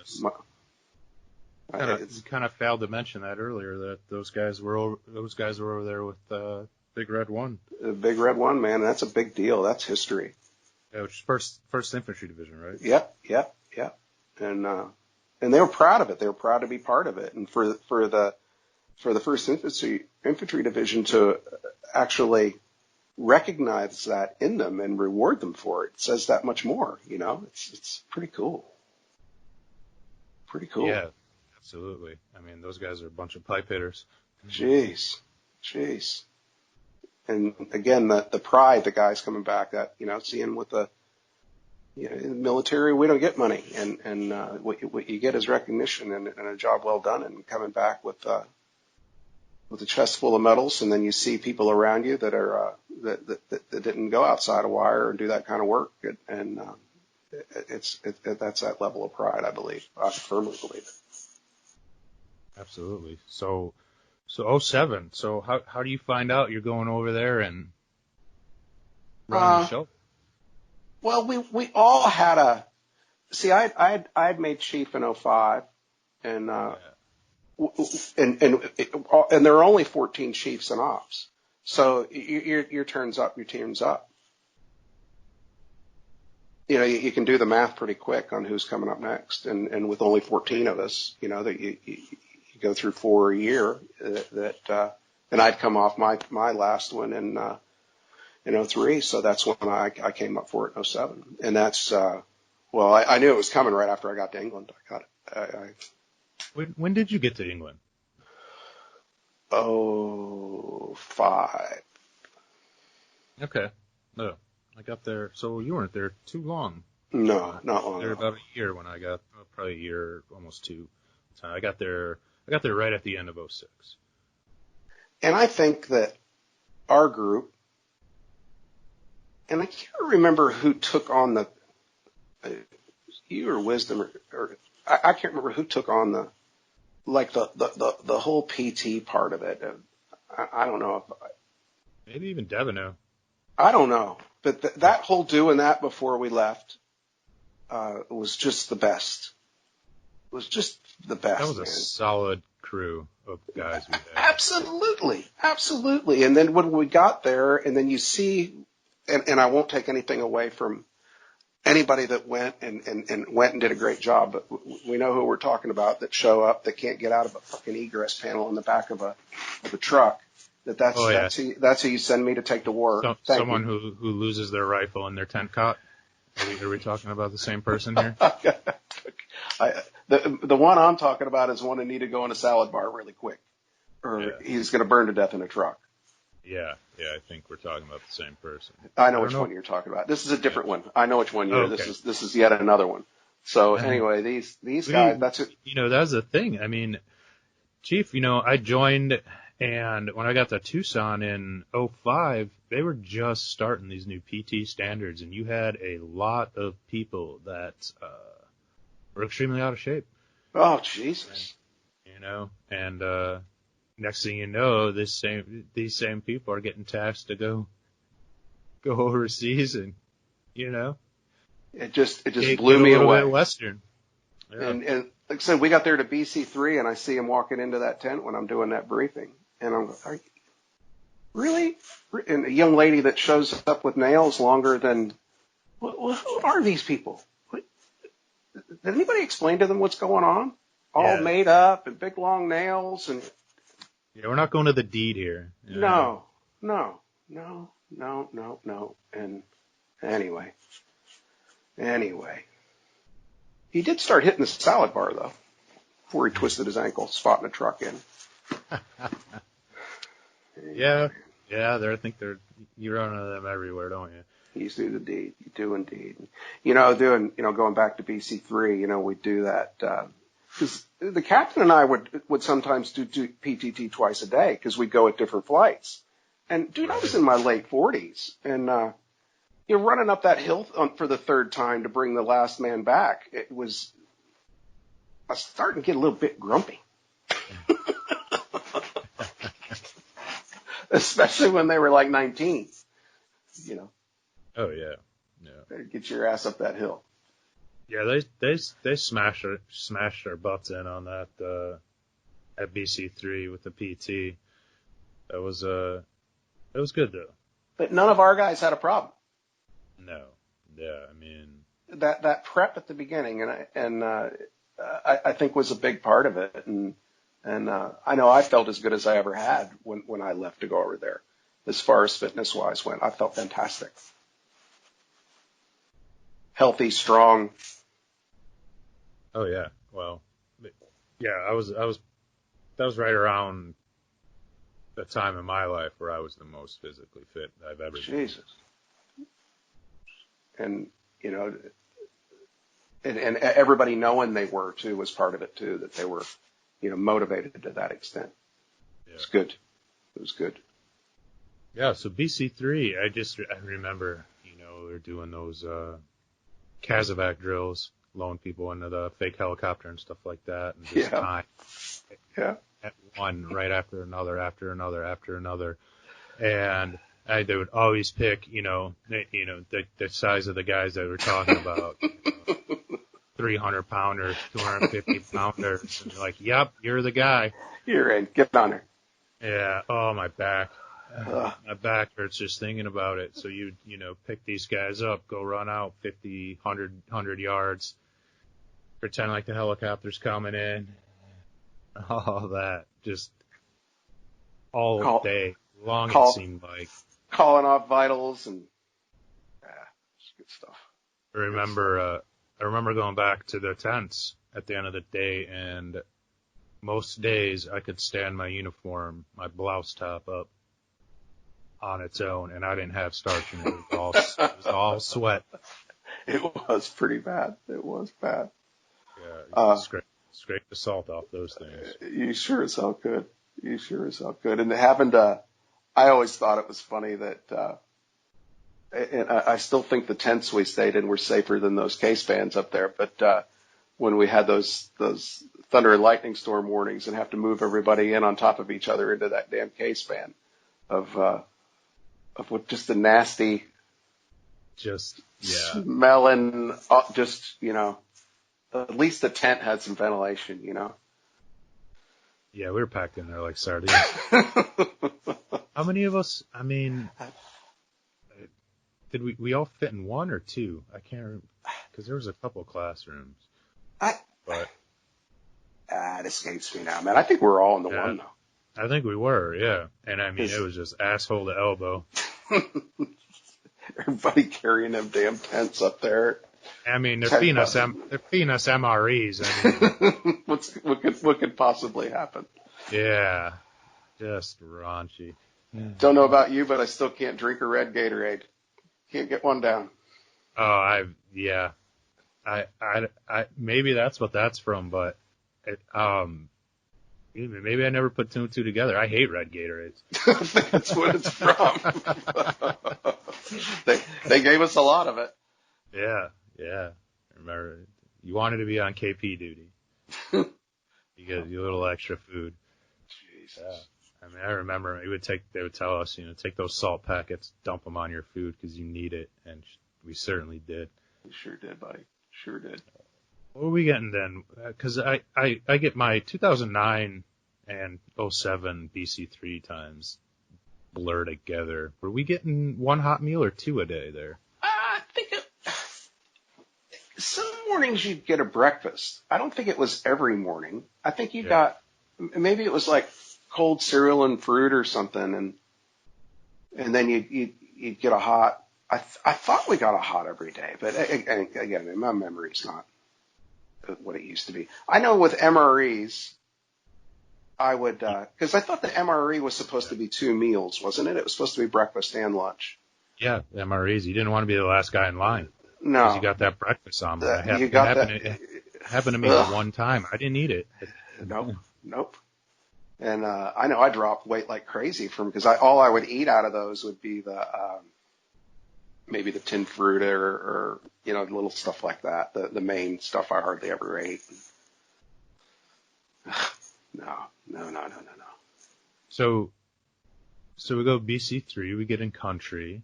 Yeah. And what was it like for you? Because you were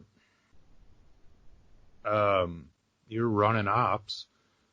Well, I think the biggest part for me that I was worried about is that the only guy that we had with, because you like to rely on other people's experience, and we had a few gun truck guys there, but the only line haul guy we had was Eric, and Eric was so soft spoken, and I'd asked him, I said, if I need anything on this, will you share? And he, absolutely, anything I got, Chief, and I said, okay, and but I think that was the biggest worry is that none of us had done it.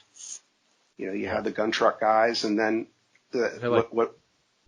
Yeah, exactly. Yeah, I remember a lot of gun truck guys.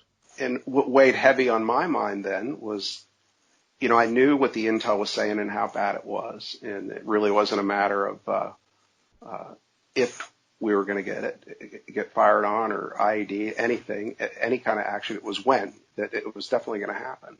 So then I started thinking about it a lot, and the captain and I, and you need to know this. He's not on Facebook or anything, but we catch up once a month or so. And I just got his reply, believe it or not, when since we've been chatting here this morning, that I always check.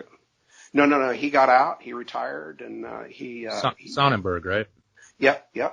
So he and I, and there was only one person that loved you guys as much as me, and that was him.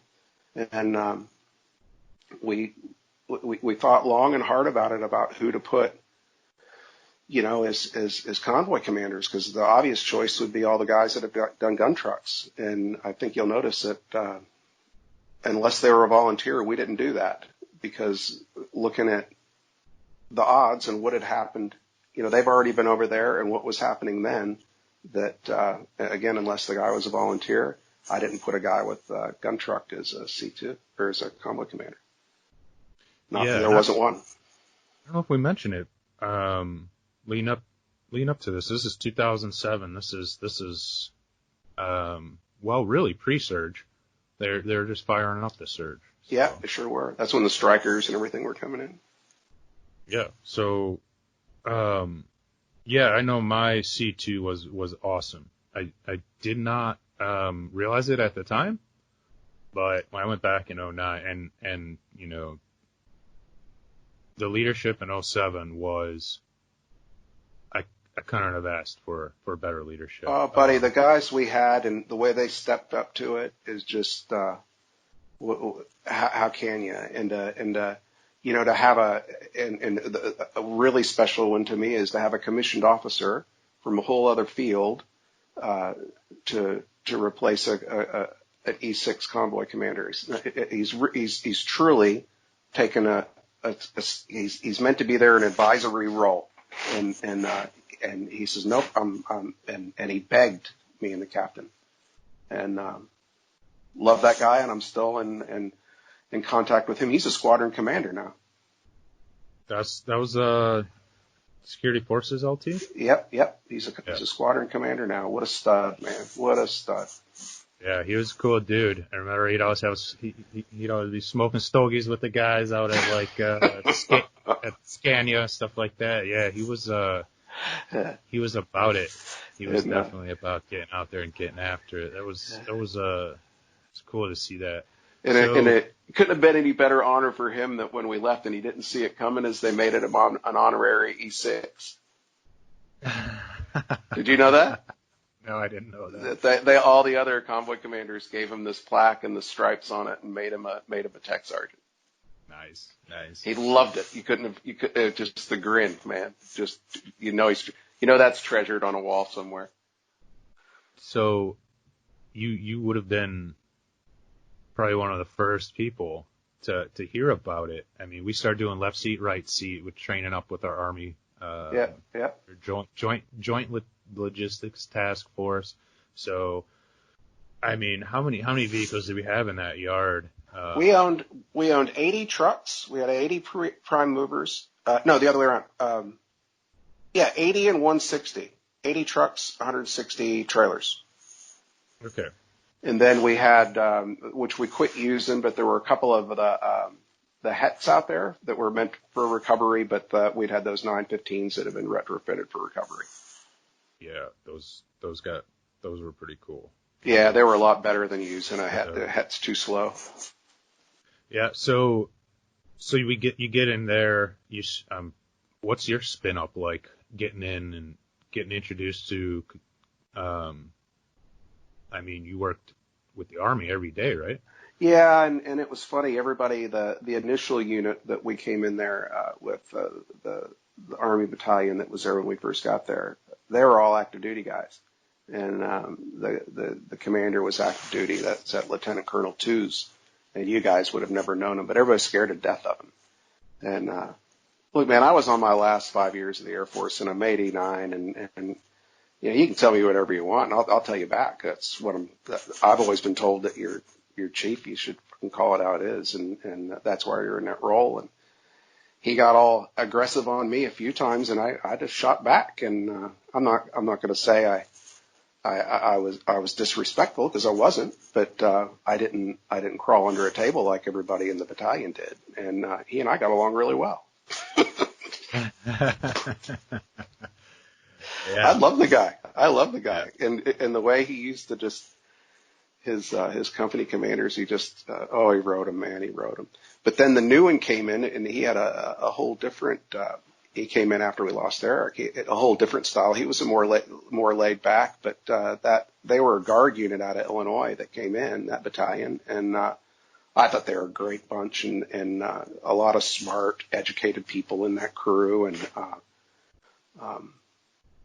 I really enjoyed working with them. Their battalion sergeant major, or the command sergeant major, she and I are still good friends. She came to my retirement, and that's how close we were in there. So I had a really great working relationship with them in there. I don't know if you knew this, but whenever she would go on the road, I was usually her pick to take over battalion as the CSM. Okay. Yeah. So that was that tight, if that gives you any kind of inkling to how it was running in the back. Let me tell you something funny about back in the rear, though, that was kind of cool. Butch, my captain, your captain, Kev Sonnenberg, he and I were really tight, and we went everywhere together. And unless I was on the road, we were together. And anyway, the captain and I had to go every morning to this thing they called the BUB, which is the battalion update briefing. And the way that worked, they had a big, long table that had all the company commanders sat around the table. And then at the end of the table, the command sergeant major and the battalion commander sat down at the end of it. And then behind each of the company commanders was their first sergeant or chief. So we would practice everything for the BUB before. We'd go in there. I don't know if you remember the truck master. We'd sit with him to get an update on where everybody was at, and we'd have all the notes down on where you guys were at and what the situation was. If any breakdowns, any small arms fire through the night, anything through the night, any incidents yet. So or if you guys were held up anywhere, we'd have all that info ready for the battalion update briefing. So I'd usually wait till it got around to the end of the briefing, because that's when he would go to the two Air Force company commanders. And for no other reason as I think it was just how you sat around the table. It just so be it. That's where my cap sat. So usually just before my captain's getting ready to give his slide. I'd hand him a note. I'd tap him on the shoulder and hand him a note, and usually point out something stupid that an Army person was doing there in the tent, and for him to look at him, because I always try to get him to laugh before he started. Okay. And he would look at it and look back, or I could see them blue eyes, man, turn around and look at me with this little freaking grin, just one little bit of it sticking up, and then, sir, and he'd start off on his briefing as professional as could be. And then on the way out, I'd get an elbow in the ribs. You fucker. You know, just. Yeah, I believe that. That sounds like you. Oh, God, it was great. Love the guy. Love the guy. Love the guy. What was the first time one of the convoy teams got hit? Do you remember that? I mean, yeah, I do, and it was funny that you say that. It was with one of the guys that we made fun of that couldn't get out the egress. I think his truck was actually hit. Okay. And the first AF cam out of our detachment, he got. Of course he did. Of course he did. He couldn't get his fat ass out of the way. Jesus Christ. Couldn't believe it. Because we're like, who's in it? And Butch and I are saying, oh, Jesus. Yeah. But they did okay, and, you know, they got home okay. So, from my perspective, it seemed like every single team out there got hit in one way, shape, or form. I reckon you're right. And then in some cases, I think there were a few guys that got hit more than once. And I can still picture the guy I'm talking about. And I think it was either 2 or 3 times that he got it. Obviously walked away from it each time. But I remember him, the last one, he says, he comes up to me, Chief, if another motherfucker tries to kill me, I'm getting out of the truck and I'm chasing him down and I'm killing him. You and know, I don't know if you know who that guy is, but he was quite a character. Yeah, well, you know, I was with, you know, Ray. He was our ACC. That's exactly who I'm talking about. Oh, you're talking about another Ray. I'm talking about Wisdom. Oh no, I'm talking about Walt Ray. Okay, Last yeah. Ray. Big ball-headed guy. Yeah, light skin guy, like look like Cousin Ed, or like he looked like is the guy from not Eddie on Vacation, the cousin. Shitter's about full, Carl. It looks like that guy, like Quaid. Looks like he looks a lot like him. No, I've been thinking about, you know, we had I can't think of his name right now. It would have come to me, RC2, but I felt like we were the only team that didn't get hit. We didn't have anything happen to us, but it was like, I mean, SP time would slip or someone would jump in front of us or something would happen. We'd get a flat and like that convoy would get hit. And that was just the whole time we were over there. It happened at a very freakish rate. Like there was just something going on where, and you guys didn't have no small arms fire or anything. No. The only thing we ever got was, you know, the nightly Scania mortars, you know. Yeah. Everyone had that. Yeah. No, we didn't have nothing. And every time we'd get back, so-and-so got hit, so-and-so got hit, so-and-so got hit. Yeah, they, you know, their white got hit or this got hit. Yeah. Oh. Yeah. God, I hadn't even thought of that. I thought everybody did at some point. Yeah. That's what I thought. I thought it was everyone but us. I'll be down. Good. Yeah. No. But, so yeah, that kind of confirms my thought on that. That, wow. You know, cause I think I had put on senior airman in BC3. Yeah. So all I was worried about was just keeping my mouth shut and putting one foot in front of the other and just not making myself a target. I hear you, buddy. I hear you. But, so yeah, so you guys are hearing about this. You went out and didn't you get hit? Yeah, I got hit. I got, truck right in front of me went up and then we got the shrapnel into the windscreen. Yeah, that's what I heard. Were you guys going across the median or something like that and went off? That was So what he heard. did, yep. So there was we were northbound and another one was southbound, but we'd crossed medians. So this, you're on opposite lanes now, yeah? And, Right. and we're boogieing along. And cause back then, I know when you went back the second time, they had you guys slow down, but when we were there in '07, you drove it as fast as the They slowest tried. one. Yeah, we boogied. Oh, did they? Oh, good. Good. That's good to hear too. Cause we were getting it and, we're right behind, it was one of those wheeled APCs, not a striker, but one of the older ones. And, he's in front of us. And just as the gun truck from the southbound meets up with, our gun truck, that's when they set it off to try to get both gun trucks. Okay. Because he'd got more people. They're setting up the TCP. Yeah. So they were trying to get, so you would have got 8 guys if it would have been successful. And, it went up in front of us, and then, like I said, the shrapnel came into us. And then our gun truck, the guy in the turret had some flash burns, and I needed a bit of first aid, enough to get him his purple ribbon, that's for fucking sure. For his head sticking out of there, I think every one of them deserved it anyway, but and more. But he was okay and didn't want to get out of the turret, so good on him. Stud. Yeah, absolutely. Absolutely.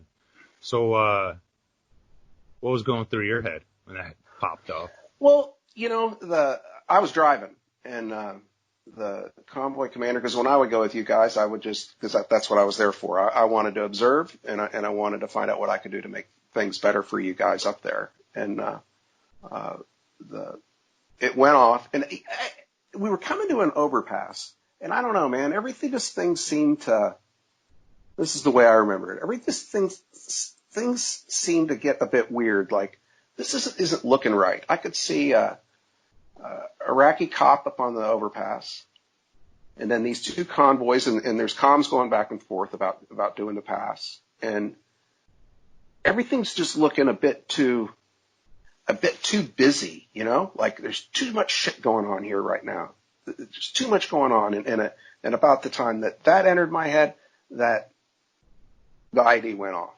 And it took every bit of the way, all sound, everything. You couldn't even hear the radio. And you know how that's just blaring. It just, everything went away. Just silence. It could like suck the air out of the cab, and it was all dusty in the cab. And the gun truck's completely engulfed. I'm watching him, but then at the same time I'm watching him, I can see shit coming to into the windshield. And so I dropped my head down and we felt it hit. And I just, like we're taught, I floored it. And the convoy commander, he's on comms with the gun truck. Go, chief, go, go, go, go, go, go, go. And I just aimed right for it because he swerved off into the medium a bit and I went right past him. And I can remember looking back and seeing him. Even then the flames were dying around. You could see movement and they were still moving. And it wasn't long after the convoy commander said to me that he's up and running. He's okay. He's back in. And then we met up at, I think Scania, I think is where we pulled in when we went and then we did a check of everything and got some first aid on the guy and then found that one that I saw coming into the truck. It lodged right at my right eye on the windshield. Right at my right eye. And you know how thick that glass was, and it had gone through most of it. No shit. Wow. Yeah. That's gotta fuck with you a little bit, huh? But I don't really dwell on that. It just seemed like a thing, really. I guess because we were all okay. It would probably be, if one of us had been hurt or anything, it'd probably be a completely different mindset. And what I remember is what I remember. It was more of an adrenaline thing than anything, especially when we got there and the C2 and I, when we're walking around the truck and we're looking at the BDA on it, battle damage on it, and you're like, holy shit. Then you went, oh. I guess that could have been worse. Yeah. Yeah. And then it was just such a sense of relief, So, yeah, I bet that was. um, so yeah,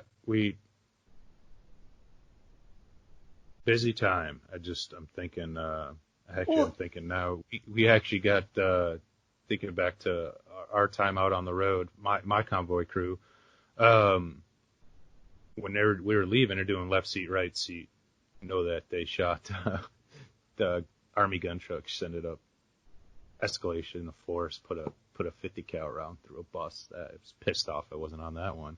But the one that, did you ever even find out, or what did you, I'm sure Ray told you, wisdom, what, about that, fight he got into with the Army gun truck guy at buy up? I've got a vague recollection of that, but go on, please elaborate. So that mission, we got shot at by Army Stryker unit. They used, they're shooting warning shots at us. Curfew had got up in Baghdad, and we were heading to buy up. So we were running a little late. Curfew was up, and the streets were just flooded with vehicles. I remember, I'm looking and I see it's daylight now because we run at night. It's daylight now. I can start to make out things, and there's guys on rooftop with PKMs. And holy shit! I'm looking at them. I'm like, I think that looks like a Iraqi army, and that was the first time I looked over at Ray. I was like, I'm going red. So absolutely. I racked around in there. I mean, there's cars all around us, and I'm just got my hand on the window getting ready to open it up and just do whatever. And it comes over the radio. Actually, I think I was with the security forces guy at that time. Anyway, so yeah, things are getting a little hairy. The convoy's getting split up. They're telling the front of the convoy to slow down. This Army Stryker unit, I see him coming in just driving off from the middle of nowhere, jump onto the road, and they get in between us, and then we're trying to catch up with the convoy, so they start shooting warning shots get away from us. Holy shit. So Ray gets on the radio, and he's like, our gun trucks need to do their job, something along those lines. And Army guy comes back over the radio and basically saying, he'll see him on base. So I'm over off at the refueling point. Ray and Gunslinger, that was our C2's call sign. Yeah. He's they're doing the C2 stuff and checking into base or whatever, and this Army guy just goes up and goes right after Ray. And, I mean, this dude could have been Vin Diesel's brother. I mean, he was just jacked, just this huge meathead, just this massive meathead. And so I hear Ray just rolled him up and just piss pounded him. That's what I heard, too, that he shut him down pretty quick. Yeah, and, so I hear about it, and I'm kind of like, maybe it's a little embellished or whatever. And it was either later that day or the next morning, I don't really remember, but we had walked past the tent where the gun truck guys were staying. And sure as shit, there's Vin Diesel standing out front with one of his eyes completely swollen shut, and his face is just destroyed. Ray was probably half this guy's size. Good on him, man. What a stud. That's awesome. Yeah, just wrecked him. And you know how much shit that guy would have caught for an Air Force guy handing his ass to him? Oh, God. Oh, yeah. It would have been, it's bad enough. It would have been an Army guy. Oh, man. But, yeah. That's the best. That's the I don't best. know I don't know whatever made it back to base over that one. I heard more after the fact from you guys than I did there. That's for sure. Yeah. That was the thing about it. When we were out fob hopping, we kind of did whatever we wanted to. Pretty cowboy, wasn't it? Yeah, it was. That was great. I got the groove of it. I can't remember who I was out with.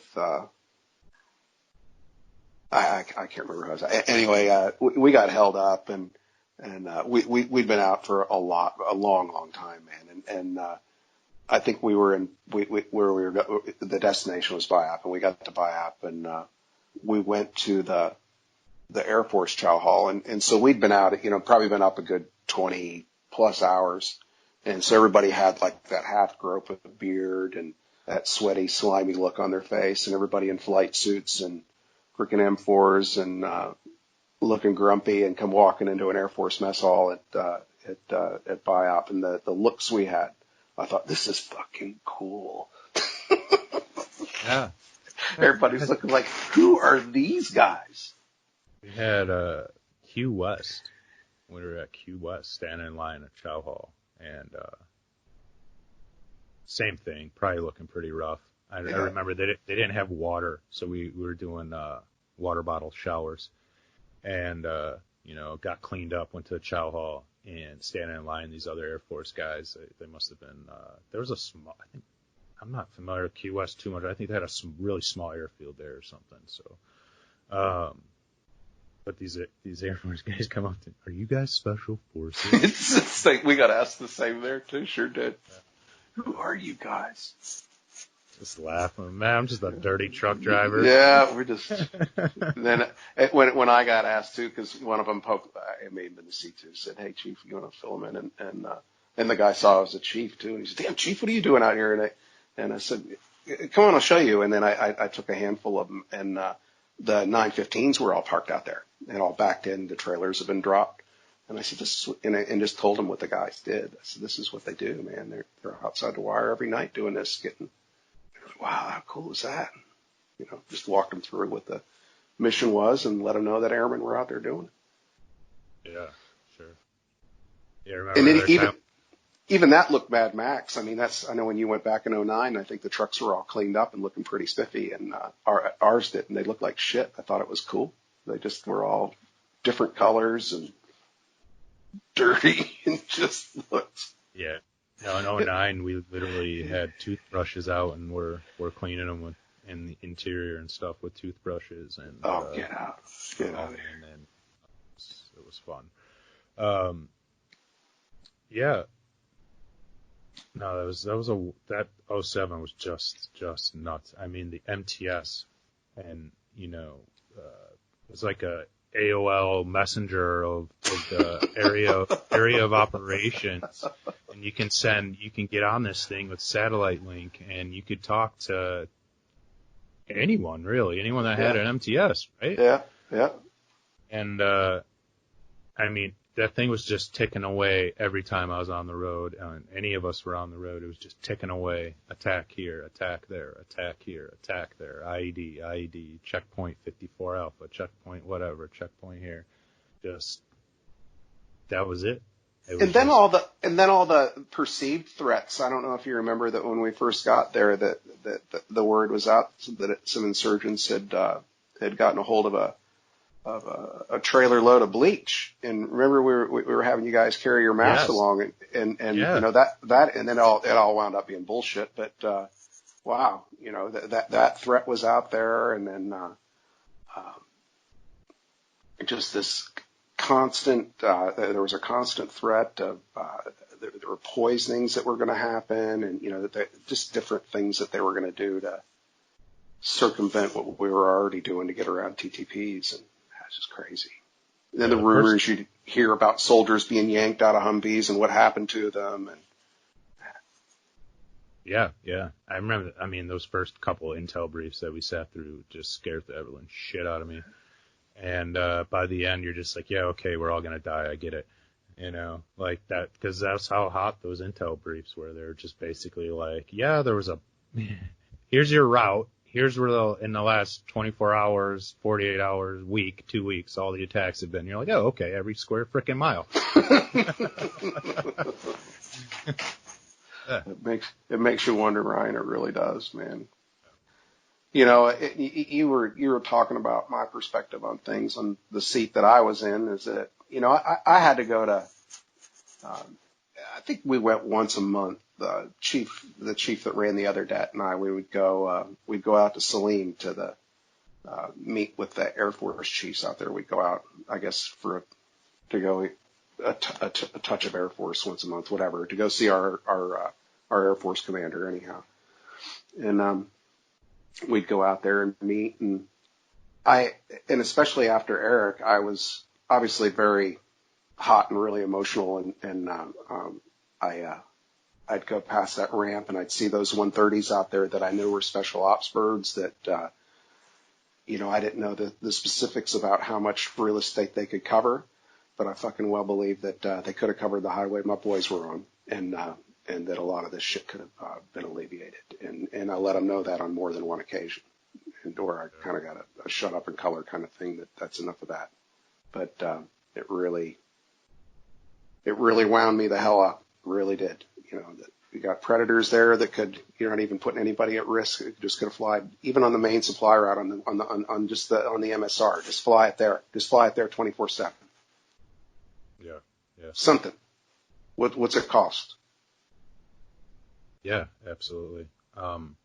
Which, I mean, we should touch on it, Well, and I'd love to. They'd give these briefs on how much cargo they had flown up north, and so that's fucking nice. We do that on half of one convoy. Well done. Good job. Good job. Yeah. Half of one convoy did what you did in this month, You brave souls. Right.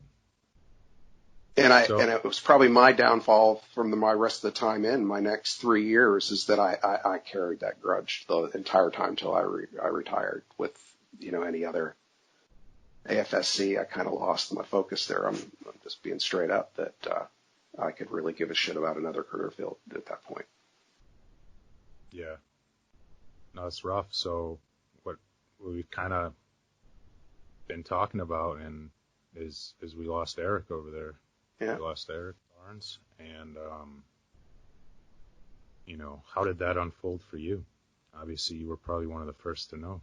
Well, Captain and I were we were sleeping, and I can't remember who came to get us and told us the convoy they've been hit and it's bad, and then we both hauled ass over, and then huddled around the phone till we got the next one, and then that's when we got the word that Eric didn't make it, and that Ben had been medevaced, and we'll know more about Ben. So, and that he was hurt bad too. So, made sure the rest of everybody else was okay, and found out where Eric was being transported to, and everything that you need to do, and got a hold of the battalion, and we're going through all that, and then I think Ben finally got to.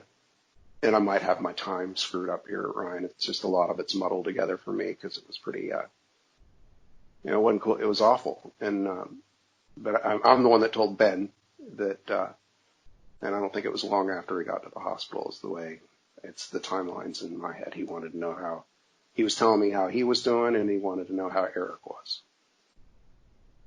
Yeah. So he got pretty bad too, didn't he, Crane? Yeah. Yeah. So I told him. And that wasn't nice. No. And not. And then again, a lot of it's a bit of a haze too to find out where everybody else is at. We're going through the motions, and to be honest, the truck master and his night shift truck master took all that on and let the captain and I do what we needed to do, and the Army just jumped in, they just came in and helped. They were awesome. And, I remember the feeling of that, of everyone looking at us, and everyone knew. They saw us that we were Air Force, obviously, because we had our uniforms, and you would just get a look and the Army guys would kind of look down at the ground like, sorry. Yeah. Everyone knew. Yeah. Yeah.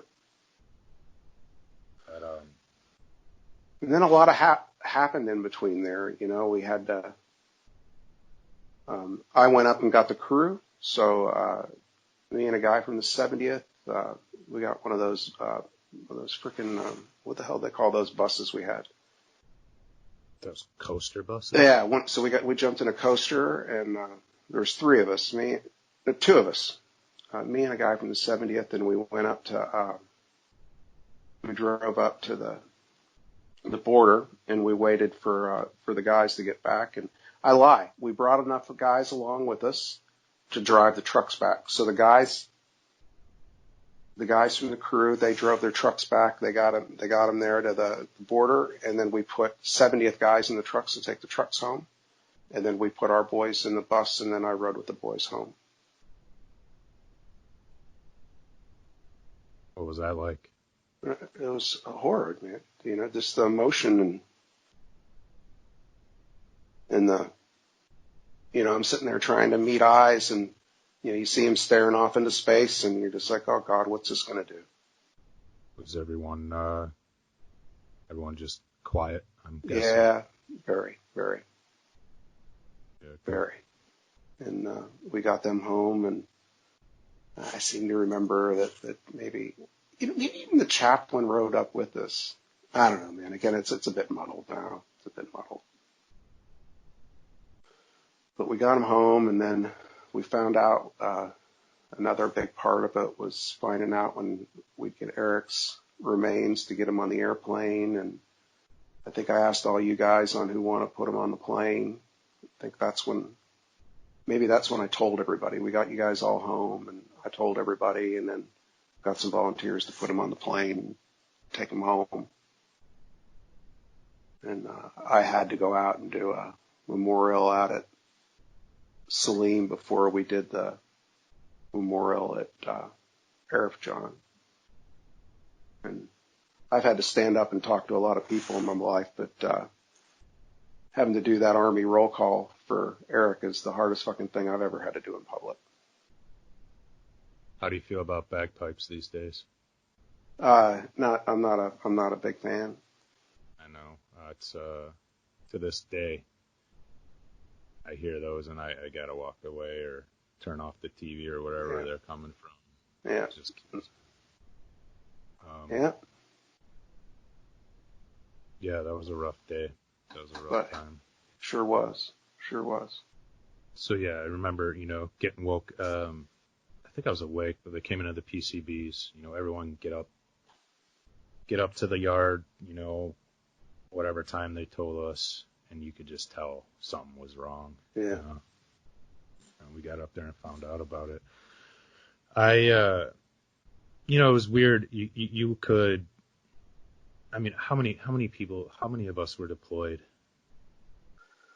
Well, in the 424. Well, the debt would have started out at around 180 and change, if I remember right, Ryan. And then we had a couple drop out PC3, and I think when it was all said and done, I think we were like 182 or something. I could be wrong. It's somewhere around there. Somewhere around there, yeah. So the night before Eric and the guys went out on that mission,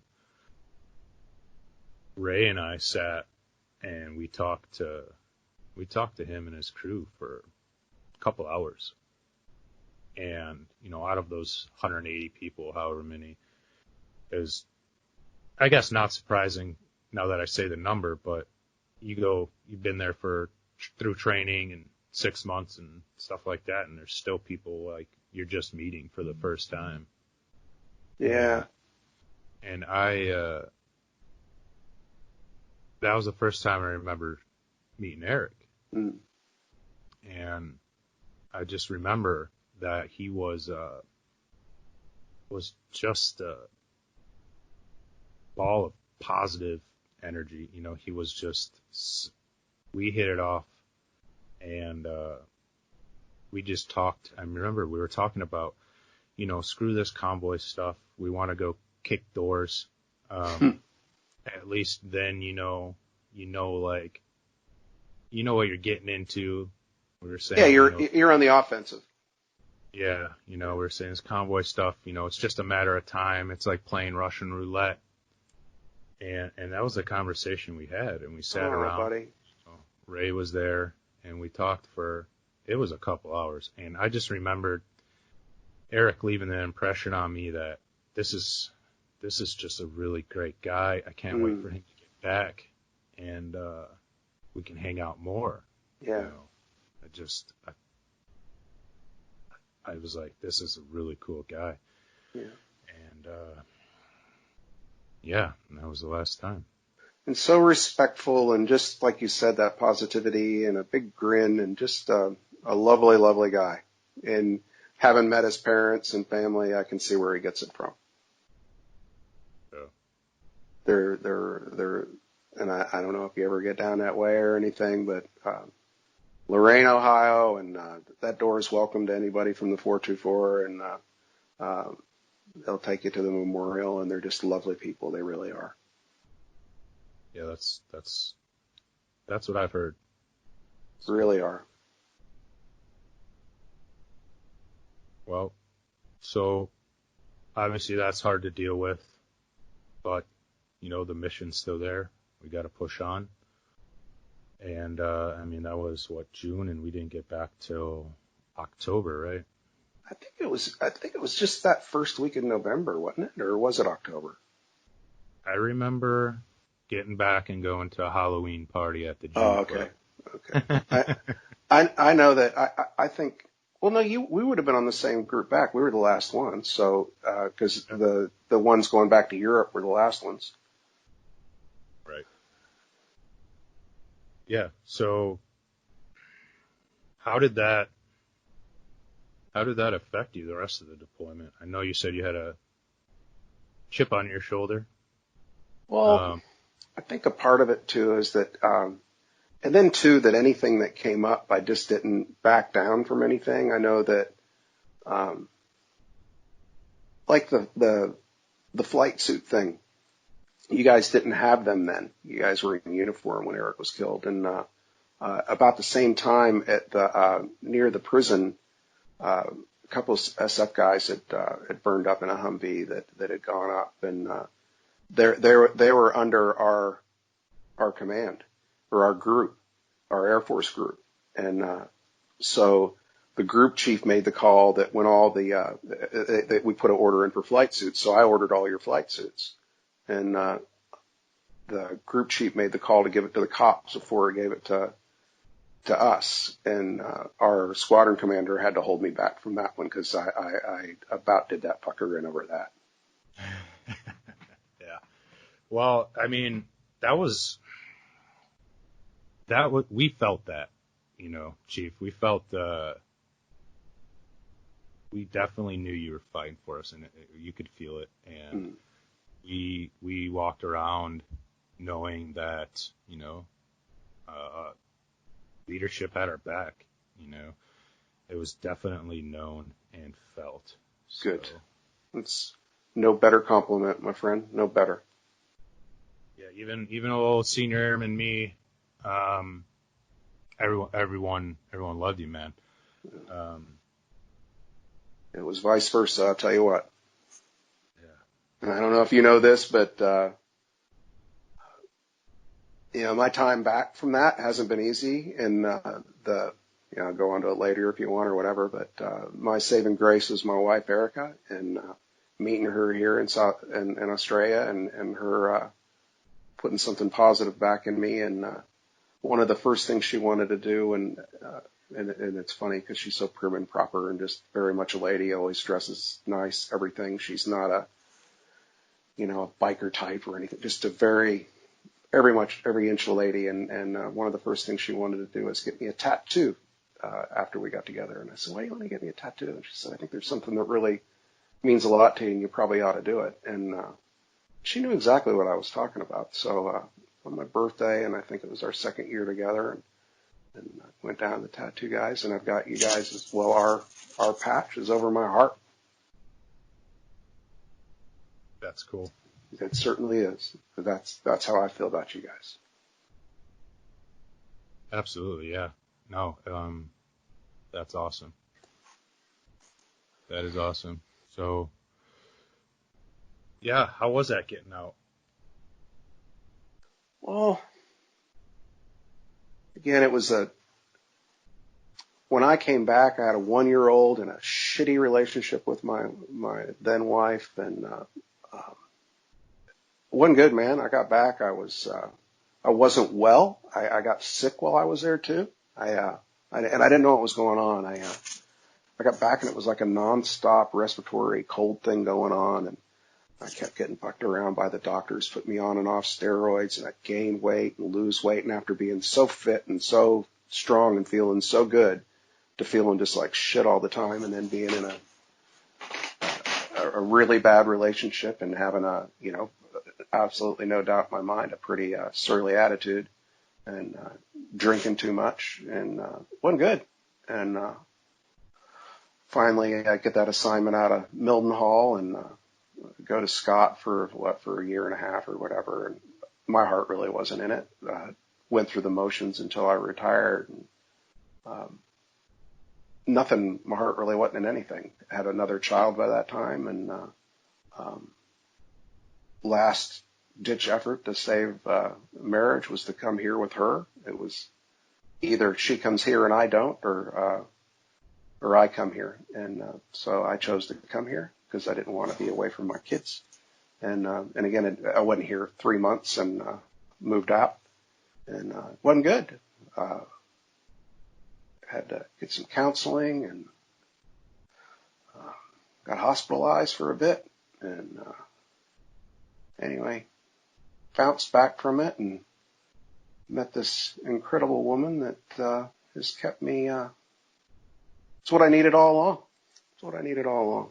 And coming here was probably a huge mistake in the aspect that I didn't have the support of my peers and those that I served with. Kind of on an island, Ryan. So it wasn't easy, man. It wasn't easy. Yeah, I'm sure. No one to relate to. None. No one. Yeah. No, it's very, very common. And, you're not in your tribe anymore. Absolutely. Well put. Well put. And completely out of your element. And I've had some big go-to-hell jobs here to where I was responsible for a lot and getting paid well. And if I'm going to be 100%, couldn't give a shit. It just wasn't the same. And, all that corporate world's interested in is the bottom line, and that's what they're about. That's what it is. And whatever the consequences, it's the bottom line. And I don't roll that way. So I kind of go against that grain a little bit. Yeah. Yeah, I can see that, having worked with you and seeing that you're all about your men and women, which is another thing. The women out there doing this too. Yeah. That was always we always knew you were going to be fair and take care of us, and you did. Good. It's good to hear. Good to hear. And you're the best chief I ever worked for, by far. Well, thank you. We just had a lot of good folks, man. Great folks. So, what would be your message to other airmen out there going through a hard time like that? I know for me personally, I too went and talked to someone after I'd gotten out, and that was the hardest and also the best decision I think I ever made. I couldn't agree with you more. I did it that last year. That I think it was not long after Ashton got killed in Afghanistan. I really was. I'm like, oh, come on, and I was having lapses of just not knowing what I was doing. I freaking felt like my head was collapsing, and I finally went and saw my GP first, who then, I got to talk to the shrink, and the shrink was really good. And then they put me on some antidepressants, and that helped quite a lot too. That I wasn't dwelling so hard, and again, not getting those levels of like I said, I just lose my whole focus, that go off somewhere else. And, the things that would piss me off are so minute, and, that any other time I would have just let slip by. But I could tell that, I told so many of our guys to go get help, go get help, go get help. And I never did. So when I finally did, and you couldn't have worded it any better, that, once I got it off my chest, that going to go do it was the hardest thing, but once I did it, it was the best thing. And the same here, as a result of being on my own out here, so went through another level of it, and again, got some help, and having somebody that's there for you, like my wife, it just, it couldn't be better. And don't be afraid. The message I'd send is, don't be afraid to talk to your brothers and sisters out there, because, you're loved and respected, and, nobody would, be able to live with themselves if they knew that you were going through that sort of hurt and you couldn't do something to help them, even if it's just to talk for a half hour or an hour or whatever, and send you just tell some funny stories about your time and whatever. Just, people care, and don't ever think that they don't. They do. Yeah. Even if it's just saying, hi, how you doing? Reaching out on Facebook. All it's got to be. I know what I try to make it a point of whenever I see one of the guys that I'm still connected with, and it's a lot of them. If I see a note pop up on Facebook and you can't see them all that looks a bit down, I generally jump on it, and I can probably see their eyes roll back in their head and go, fuck, Chief, whatever. But because I still give a shit. Absolutely. Well, hey, coming up on a 3-hour mark here. Okay. It'd been better with a couple of beers. Well, you're just getting the crusties out of your eyes. Me, I had a Captain and Coke before the call. Oh, good on you, man. Good on you. Yeah. A little early by you. Yeah, it is a bit early for me. Bloody Mary may have done the trick, but I probably would have had a wife rolling her eyes at me over that one, because I've got to go look at. I got to go look for a new family truckster for her. So. Yeah. Well. Nobody wants a drunk American on a car lot in Australia. It just doesn't work out right. Well, I know I've said it to you before over Facebook and stuff. We got to get an annual thing going. It's probably, with this COVID stuff going on right now, obviously this year's not the year. Yep. But we can talk offline about it further. But that's still something I want to do, and think it's still something we need to do, and just get together and tell these stories, and be there for one another, and reminisce and all that stuff, and maybe get in a little trouble.